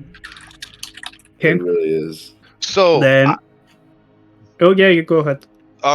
real quick question, and I want to ask this one real quick. I know it's getting a little bit on the later side. It's getting closer to 9 over here. Before we go, actually, I was wondering, do we want to like kind of like quickly discuss like how long we have been as a group, or if anybody might be a newer addition on such, so we kind of have a nice idea basis for next week? Yeah, that's pretty much what I was going to move on to. Like, Oh, oh. nice. Oh, I'm sorry. I'm sorry. No, you're good now. no, let's go. Okay. I feel like I've so- probably been here. Sorry, go ahead. You probably need to know a little bit about your Inquisitor for. Oh yeah, that's Yes. way more. Yeah, important. you know what? Our boy. 100%. Oh yeah. Let me stand up, sir. So, Inquisitor Tiebreak is an untouchable. Oh Jesus. Oh, great. Fuck. He's gonna be fun for you, ain't he? He is probably one of the more what's the term? They're experimental. There's like Puritan Inquisitors and then Radical. Radical. He's more of the radical Oh, boy. leaning Inquisitors. Oh, Where- fun. So he'll There experiment you out at the go. world just for the fuck of it. Yeah, but it means he's also open to Yeah. more out the box ideas. He's more likely to interact with Xenos races and things like that. Okay, cool. Yeah, Which- radical versus conservative doesn't mean that they're more or less likely to call an exterminatus. Either one is just as likely. It has to do with Yeah. how tolerant they are of other shit. Sorry, I just wanted to say Yeah. that. Which, yeah, is part of the reason why he's been sent here. I'd say this star system has only been in the control of the Imperium for about 30 years, with some holdouts being notable. Yeah. and was previously part of the Tau Empire. He is a part of the Ordo Hereticus.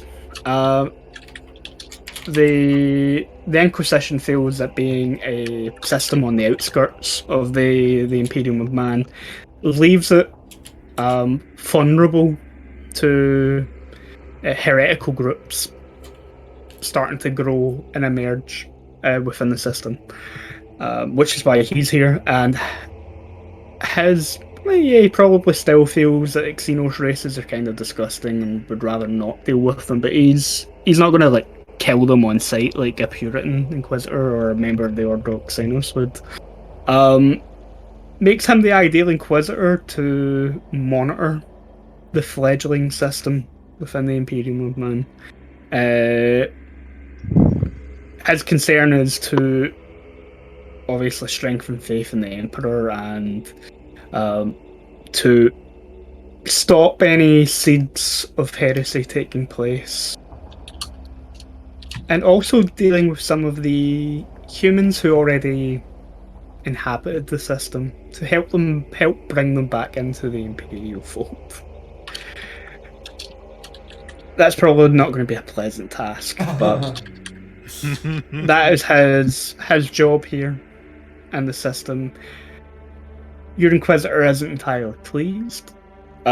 He sees being stationed in a system on the edge of the Imperium of Man as being a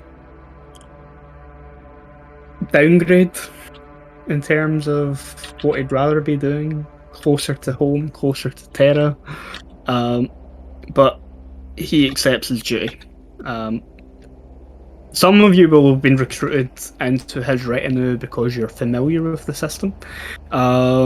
Either your guard regiment might have actually been involved in the reclamation of the system, or in the case of Omni's character, you may have been found within some of the ruins of the Great Crusade society that was established here before the Horus Heresy. But your characters should all have connections to the system that make you useful to your Inquisitor and his duties here. That's fair. I think that's a good idea. We all need a reason to be here, basically. Like, none of us are going to get a free ride just because we're player characters. He's going to be like, why are we keeping you around? Or else, why am I not throwing you into space? Or at least dropping you off at the nearest port, because you're taking up valuable vegetables that we could be, or vegetables that we could be eating to the servitors in the back. Like, I'm thinking probably Zeke was brought into the fold because of the warp the warp rift thing that's literally growing within this system, and whatever we may or may not be involved in figuring out, namely in the heretical side, it's always nice to be able to know if we are about to have some warp fuckery dealt with, considering there is literally warp fuckery on the edge of our system. Yeah, and that makes sense. If he's an untouchable, he's not sensitive to His anything. presence kills demons, yeah. Yeah, well, it makes him. It could range anywhere from making them uncomfortable to hurting weaker ones, but he also isn't sensitive to the presence of warp entities and things like that. So if there is anything emerging from the wind, he might not even notice it. So having a psyker is, especially one who grew up in a demon world, is a valuable asset to have within one's retinue. That makes it very easy for him to overlook my frail, decrepit, rebreathed, constant other things ass self. Yeah. Why am I spending this extra requisition just to keep you alive? Well, I can feel demons coming out of that rift because I grew up in a demon world. You're hired. So living demon buy detector. this one from the black ship. Oh, most notable, Zeke is also one of the only one who wasn't selected to worship the Emperor on his black ship, Nice. making it all the even worse. They were worried you'd make him sick. I do like the suggestion he exterminatus vastum. I think that's a cool idea. The Inquisitor. That was Keel who posted that, right? Yeah. Yeah. What Great, was huh? that for? The exterminatus system. What was that in reference to, Keel? Oh, he exterminatus vastum. Oh, Yeah. Um, That's why it's Garbo. Alta vastum was exterminatus. I think you're muted, Kyle. Yes, I was. Yeah, it was Yeah, a that while meant- ago. It was Sorry, totally Chief. not in all seriousness, though. I was, but it could totally be done. well, I mean, yeah, that would make me and the Janissary. We could have had a couple of regiments fighting. Oh yeah, the we were at like world. war together, probably, right? Yeah, and so it probably wasn't worth it to like keep fighting, and he withdrew and exterminatus the planet. The other idea that comes to mind for exterminatus is it could have been done on Varia Fata, and at the beginning of the exterminatus is when they find out and start a firestorm on the planet. Like, I'm wondering- okay, maybe not. Yeah, if this was like covered in ice and was the primary world of the Tau who lived here, Yeah, I was So- thinking twin hive cities. it probably wouldn't have been the Inquisitor that would have done it. It would have been Admiral Notara who would have Oh, probably yeah. exterminated it. How Okay. long ago was that again? 20 years? 30 year, 30 30, years. but with cybernetic enhancement and stuff, humans and the Imperial man can live roughly about double the age that they live in, especially if they're well off and I'm in a just gonna position slap of 20 power. more years onto my character's age and say that I was there. Is that cool? Yeah, that's fine. Rejuvenate treatments. Accidental cryostasis losing time. I would know Yay. a little bit about that one. But yeah, okay. So this was it. Had experiments. Alright. It was the fastest, most efficient way to deal with the Tau on the planet. There's It's some like, tau oh, on they're my dug in and planet. entrenched. It'd be helmsman. Yes, Admiral. I see tau on my planet. Yes, sir. I don't want to see tau on my planet.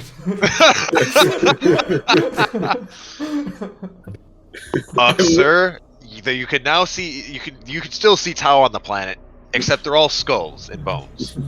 I love the idea of like That's acceptable. We love skulls and bones in the Imperium. it's literally like it's the flex tape solution. Aliens are squatting on my world. Aliens on your world? Exterminatus! It's gone! Like, With oh the power god. of exterminatus, I blew this planet in half. Yeah, exactly. It's like looks Watch at me the planet fi- and goes, that's a lot of damage! That's a lot of damage. I will forever imagine that this admiral is just Billy Mays in the distant future. Hi, everybody. Well, welcome to the grim, dark future of war. And what I have to tell you right now is this Tau Sept world about to be exterminatus. You got these blue people all around? Not anymore. Not after we exterminatus. And it's literally him slapping the planet. Like, and you can fit 100 exterminatus in this planet. But You wait, can- there's more. We also accidentally started a firestorm halfway across the sector. You can see the fire at night. This planet can take so many cyclonic torpedoes, Slap. Okay, maybe not that many cyclonic torpedoes, but it's still not Tau anymore. Can he have like I can't. To demonstrate the weakness of the Tau Empire, we blew them the fuck up! Vulnerability, explosions. Who would have thought? So this Inquisitor has been assigned to this world. What was the full assignment again? It's sort of to like bring people back to the Imperial light after the Tau occupation. He's to help bring humans back into the Imperial light. So he'll be working closely with the ecclesiarchy here in the sector, but also to stop the seeds of heresy being planted within the system, because it is on the fringes. It is at risk of Crazy bastard humans starting cults and stuff. All right. Yeah. So, I imagine also because this was at one point an ancient imperial system, so at least we knew that there was in the past. There had to have been in the past some kind of Mechanicus outpost here. It's probably why Igna Fabrica is here. They made it during the Golden Age, and they just kind of had to abandon it for a while, and they came back. So yeah, I'm going to solidify that. That's where Oakham was found.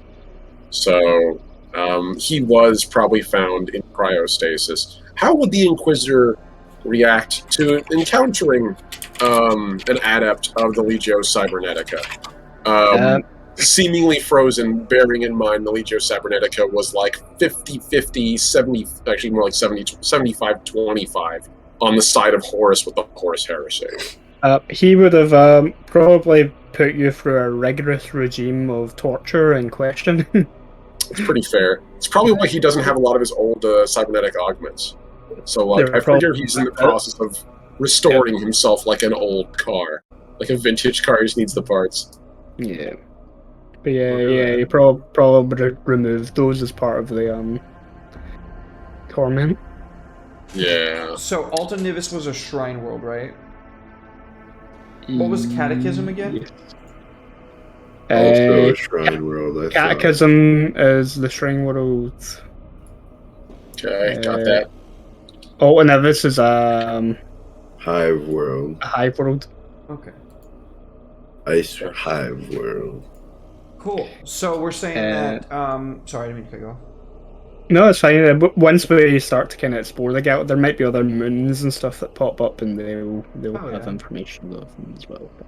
So we're saying that Judas and Corvin were in the war to reclaim the sector 20 years ago. Were present at Alta Vastum fighting the Tau on the ground, and then were evac'd during the Exterminatus. Yeah. So we would have inside information into the Tau, and then probably whatever survivors that might have been well, fuck the Imperium, they tried to exterminate me. I'm gonna side with whatever survivors of the Tau fled to their bunkers here. And I would like to cast Smite. Yeah, that sounds good. Roads. You know what? Actually, thinking about those memes that we sent between that Psyker melting Tau now suddenly feels all the better. Now that we actually have a Tau planet.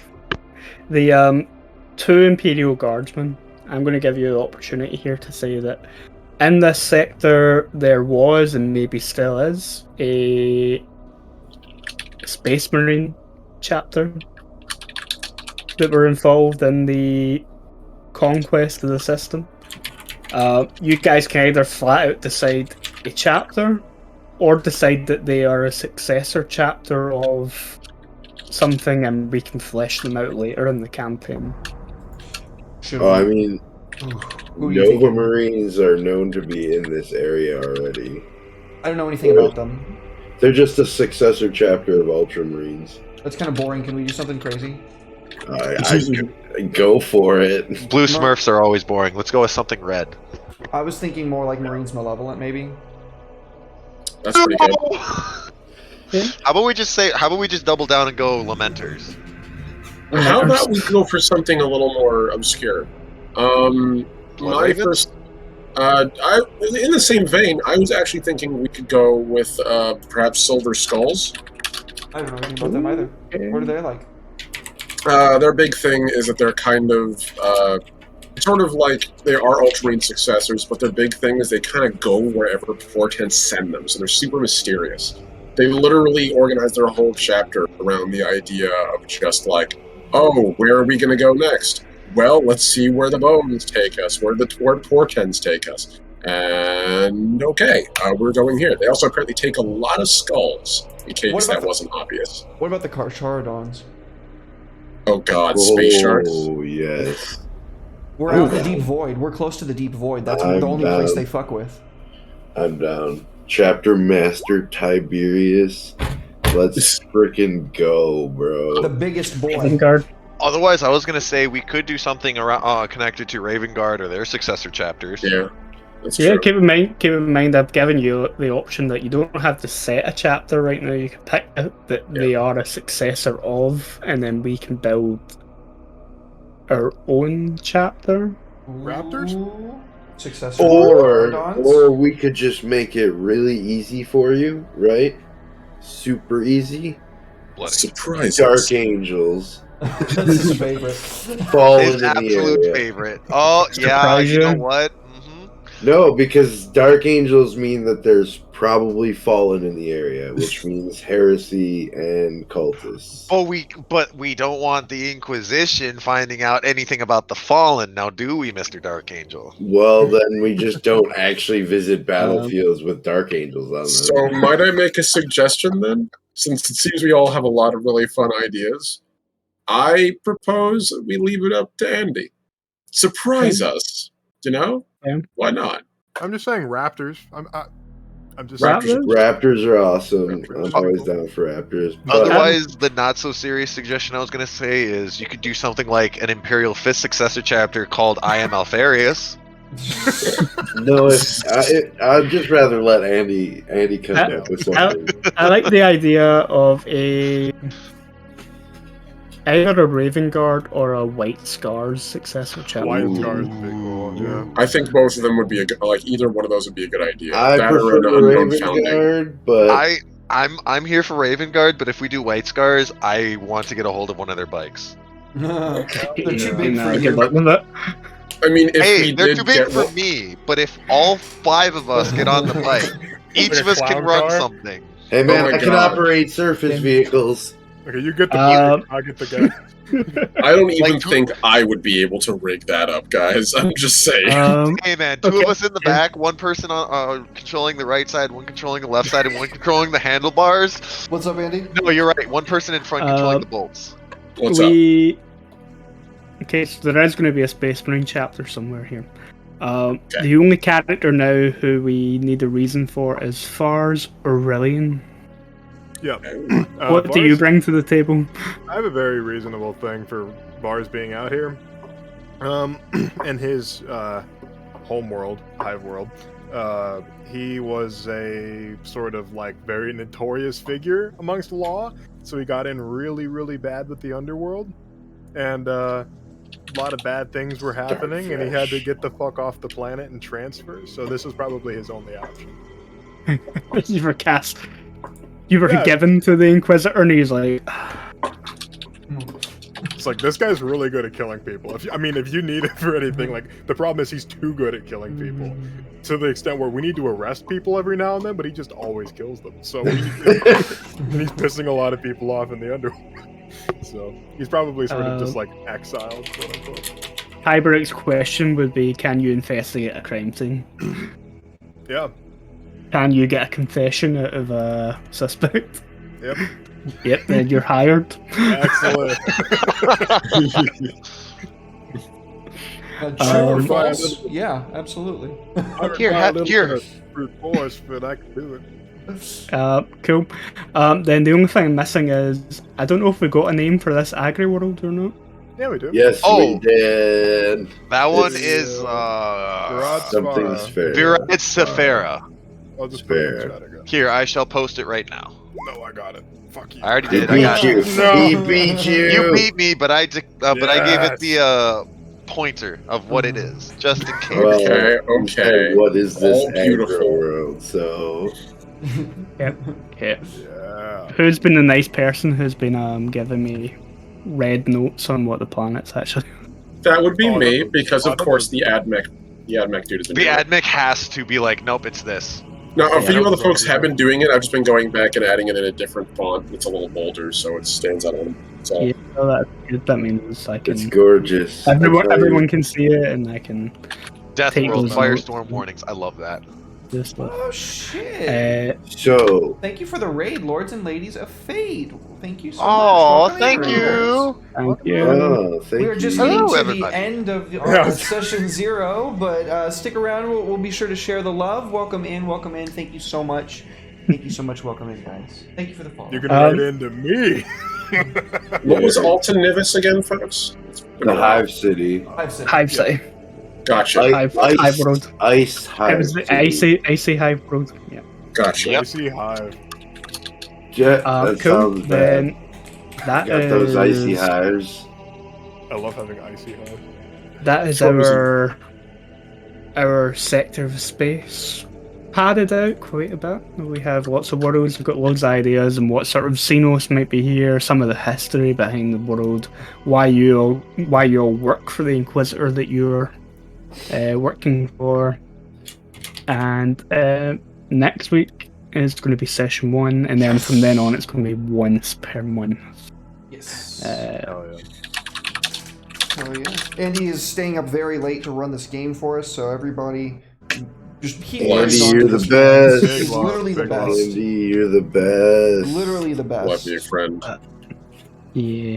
So, I'm really happy with how this panned out. All the ideas you guys bounced around about the system are great, and I look forward to fleshing the map out and turning those planets from silhouettes into marbles. Yes. Oh, I am yeah. all here for it.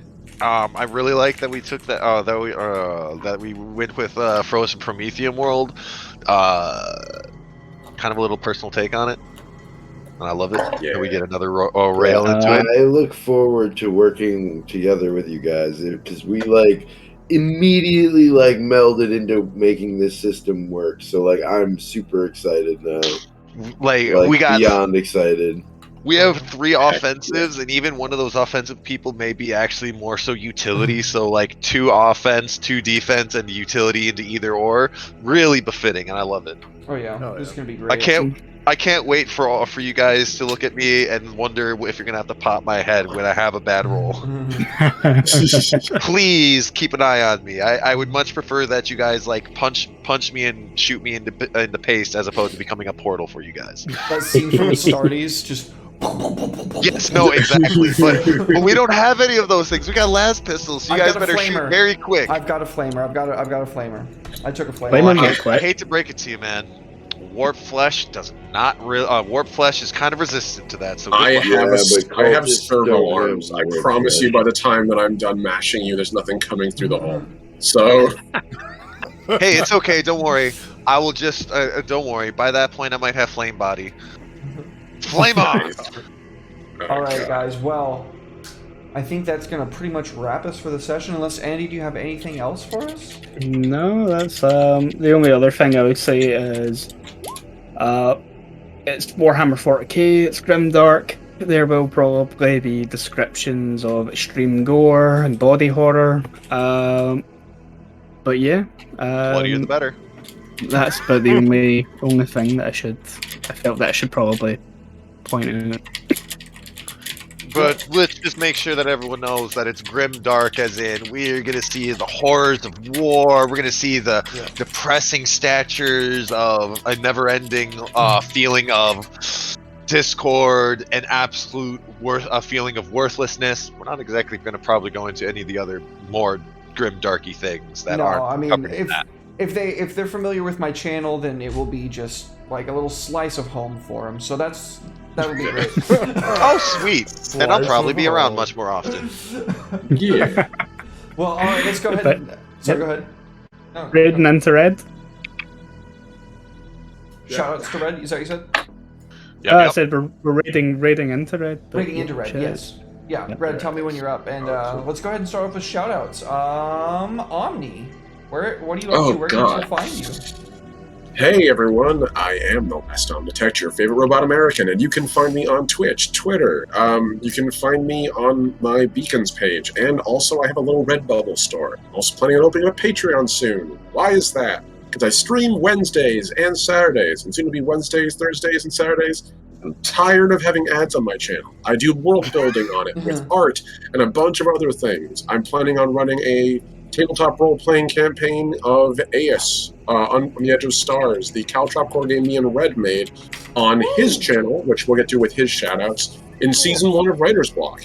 And so that's going to be fantastic. We're going to have the Burnt Coin on there. We're going to have ourselves a Wolves Den, We're gonna have God. There's so many amazing people on that, and my brain is full of fried JJ chicken coming up and tomorrow, right? fuzzies. Yes, and Oh, it's yeah. it's just gonna be nuts.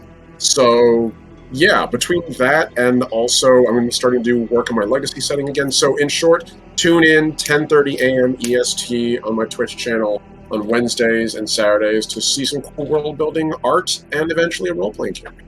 Ooh. Sweet. Well, very Sweet, cool. sweet. Ami, thank you for joining us, man. I really appreciate it. Literally, we were like, well, we'd really like Omni to join us. Would you be okay with playing AdMech? And you were like, literally, that's exactly what I would want to play. I was like, oh, well, then it's just. I literally played AdMech before in this setting, and I've wanted to play it again so bad. So yes, I even have my little AdMech buddy here in hell hand, yes. ready to go. Nice. Sick. Well, thank you for joining us, Omni. Much appreciated. Zeke. Much love, guys. Yes. What's good? Where can people find you? What are you up to? Well, so unfortunately, I'm not exactly that easily findable. However, I am a member of NPC along with the Banana Kyle over here. Where you can find them is you can find them all throughout the week on Twitch and Twitter. As for me myself, unfortunately, due to a work constraint and with a changing of jobs, I had to unfortunately drop Sif, the biggest boy, from a campaign. Though, however, should the future line up, the 7-foot tall paladin will be charging back into the front line with his fellow comrades. Let's These go. thickest band of merry men. But do keep on the lookout as I am thinking on trying to bring a little bit of mine and my buddy Kyle over here's crusade into the limelight. While I'm having a little trouble actually figuring on the recording of our games, I'm even actually thinking on looking into getting moving stilled images and actually just vocalizing and telling telling the story as we go, whether that can be on YouTube or just popping up on Twitch for small little bits of streams. I'm looking to add to the NPC variety as much as I can, especially from the sidelines. That's all I got pretty much though, so why don't we move on next? Sweet. Well, thank you so much for being here, man. We really appreciate it. Thank you for joining the channel, and we're really excited to make some shit with you. You got awesome energy, and I really like hanging out, so it's great. Perfect. I hope I can bring this energy into the psychic bits, and hopefully my notoriously low rolls keep us alive. Hell yeah. Nice. Kyle, what's up, man? Where can people find you? What are you up to? What's up, bro? So I am the DM over at New Platinum Content, or at NPC Platinum on Twitter.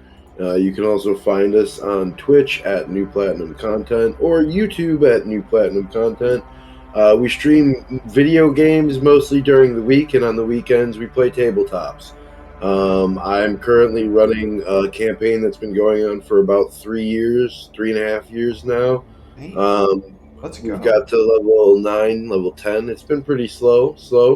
But we are currently running Dungeons of the Mad Mage, my own twist and take on it, every other Sunday, coming up this Sunday at noon Central or 1 p.m. Eastern. So check us out there or for any of our video game streams. Awesome. Well, first of all, let me formally thank you for all the raids that you've sent my way over the months, dude. I really do appreciate it. It means a lot. I really do. Thank you. No worries, dude. Giving us those boosts during Samurai Sundays when everything was like still like brand new and fresh, and I really do appreciate it. I think it really helped out my channel a lot. So thank you very much. Well, it's so funny because we always complain because we would always raid into like a break. And we would be like, dang it, we always do this. Yeah. But we finally got the timing down now, so. Hell yeah. Well, thank you again. I really do appreciate it. No worries. Red, my homie, we're about to raid into you. What's good in your hood? Where can people find you? You can find me on Twitch in like 5 seconds, and I'm also on Twitter at VA Redemption. I stream on Wednesdays and Thursdays, 8 p.m. CST on my channel. 8 p.m. is going to be variety streams. I'm going to be playing The Walking Dead Telltale series all the way through. I miss it dearly, and I've been kind of on a Walking Dead kick. So, and Thursdays we do Writer's Block with Omni over here. He's my co-host. and we're moving down a one guest per show format, but we're going to have on JJ, which I'm very excited because she just played her first TTRPG the other night, and we are truly indoctrinating her into the TTRPG sphere, and I'm Yes. I'm just very much looking forward to having her on, and I'll have Will on the week after. So. I'm looking forward to the cook-off between you and JJ. I'm a better cook. Oh shit! Shots fired. I Not went even to here to fucking defend school. yourself. That's I true, went you to did. school for it, man. I can say that. That's fair. Hang around if you want to watch me get really sad because The Walking Dead is fucking tear-jerking. Big sad times. Big sad time. Let's fucking go. Awesome. Well, thank you, Red, for joining us as always, dude. The homie. Can't believe you are so willing to do so much with me. You either like we've said it before. You either really like me or you really fucking hate me and just have to be there when I fall. Well, here's the thing. I'm just here for the paycheck. Yeah. Damn. Makes sense. Fair enough. Makes sense. Well, love you, man. Thank you for being here. Really appreciate it, dude. Andy, our master of design, our master of art here, our fucking master of games and ceremonies, dude. Our Astronomicon. He's a maniac. What's up, man? Where can people find you? What are you up to? You can find me normally either at Lost Haven Art on Twitter and Instagram, or Lost Haven Games on YouTube and some other places that aren't important. Or on Twitch, Haven RPG on Twitch. I stream every Wednesday normally. We rotate either between the long-running Final Fantasy inspired campaign Fracture Crystals, or my one-shot and review show, Trial by Fire, where following Wednesday, before the next session of this game, we are going to be trialing a Caltrop core game. The Weird Project. We're going to have the designer of that game on, Hypnos on Twitter. He put this game together. You play as supernatural agents during World War II fighting Nazis. Oh, that's so so Hellboyish, Castle Awesome. Wolfenstein-y. He's going to GM it, so I'm actually going to get the opportunity to play. Let's go. Kill some Nazis for me. And it's going Yeah. to be a lot of fun. We usually do the one shot, and then a few weeks later we'll do a review for whatever game system we've tried out. On a Sunday, you can catch me on DMDM Studios. Usually running Legends of the Five Rings. We're on a little bit of a hiatus from Legends of the Five Rings after a traumatic third story arc, and we're currently test playing my Caltrop core game, Heresy, which is a Yakuza game. Hell yeah. Not released it yet. We're taking the opportunity to do the stream of the game to iron out some of the kinks, and then probably when we do the last session of Heresy is probably when I'll release it into the wild for people to pick up. And on a Monday, I started doing streams on my own channel for miniature painting. Hell yeah. Had the first stream on Monday there. It was a lot of fun. Oh yeah, it was awesome. Just kind of chilled, talked to people in chat, painted some hobgoblins.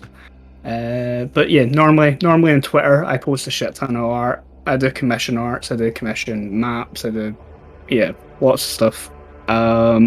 Commissions are currently closed because I took on too many. But I don't like to keep things on my desk for too long, and so I'll be like a week or so, and then they'll reopen. But yeah, that's me. Awesome. Well, thank you again, Andy, for doing this. Thank you for staying up late, man. Thank you for coming up with this amazing overlay. Everything that you do as my friend and as a fellow creator, dude. Thank you. I love you, man. You're one of my fucking homies. I ride for my homies. I die for my homies, dude. thank you to everybody in chat for joining us this evening. This is going to be so much fun. I literally cannot wait. Next week is going to... I hope it goes so fast. This week has gone by super fast. I hope the rest of the week goes by super fast because I cannot wait to play some Dark Heresy, get into the world of 40k, and actually like live in it for a little bit of time. Oh, I'm so hyped. It's going to suck. It's going to be wonderful. Tomorrow you can find me streaming some Elden Ring at 7 p.m. Central Standard Time, continuing the Faith build. We are finally getting the ball rolling, so that's good. Friday, I'm Nomadic Mori, a Blades in the Dark actual play at 7:30 p.m. Central Standard Time. It is getting knucking futs. I think we are ramping up towards the end of the season, and it is just getting crazier and crazier each session, so you definitely don't want to miss that. It's all improv, it's all hectic craziness. It's awesome. And Red is Red is on that with me. Saturday, 6:30 p.m. Central Standard Time, Red, this same guy right here, is hosting Aeus the Mountain. It is a D100 homebrew. It's like a heavily modified Call of Cthulhu variant with a little bit more emphasis on combat, and it is super fucking fun. I can't wait for you guys to see all that crazy shit. I can't wait to see what Red's got planned. It's gonna be a lot of fun. So check that out. Sorry, am I cutting you off? Are you trying to talk? No. Oh, okay. And then, yeah, like Andy said, Sunday, Irizumi at 2 p.m. Central Standard Time. We just did our session 0 for that on Sunday, or this previous Sunday. So this Sunday, you can catch us doing session 1. Our characters are rolled up and made. Everything is ready to go, and we are going to get into some serious trouble in, I'm blanking on the name of the district, but it is like the advertisement district. Yeah, Kabukicho. Yeah, Kabukicho.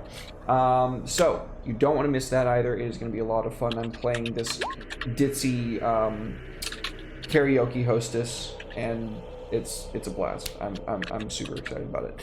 And then Monday, Curse of Strahd, Rise of Alma returns, 7 p.m. Central Standard Time. Me and my boy Ted getting back into Barovia. And then Tuesday, Homebrew Homies at 7 p.m. Central Standard Time. I do a lot of shows. I do a lot of shit. Thank you guys for listening to my diatribe, and make sure you stick around as we raid into Red. Show him some support, hang out in his chat, and give him a follow, give him a sub if you want to, because you should. He makes great content. And I will see you guys tomorrow for Elden Ring. Good night, everybody. Praise the Bye. ring. Peace.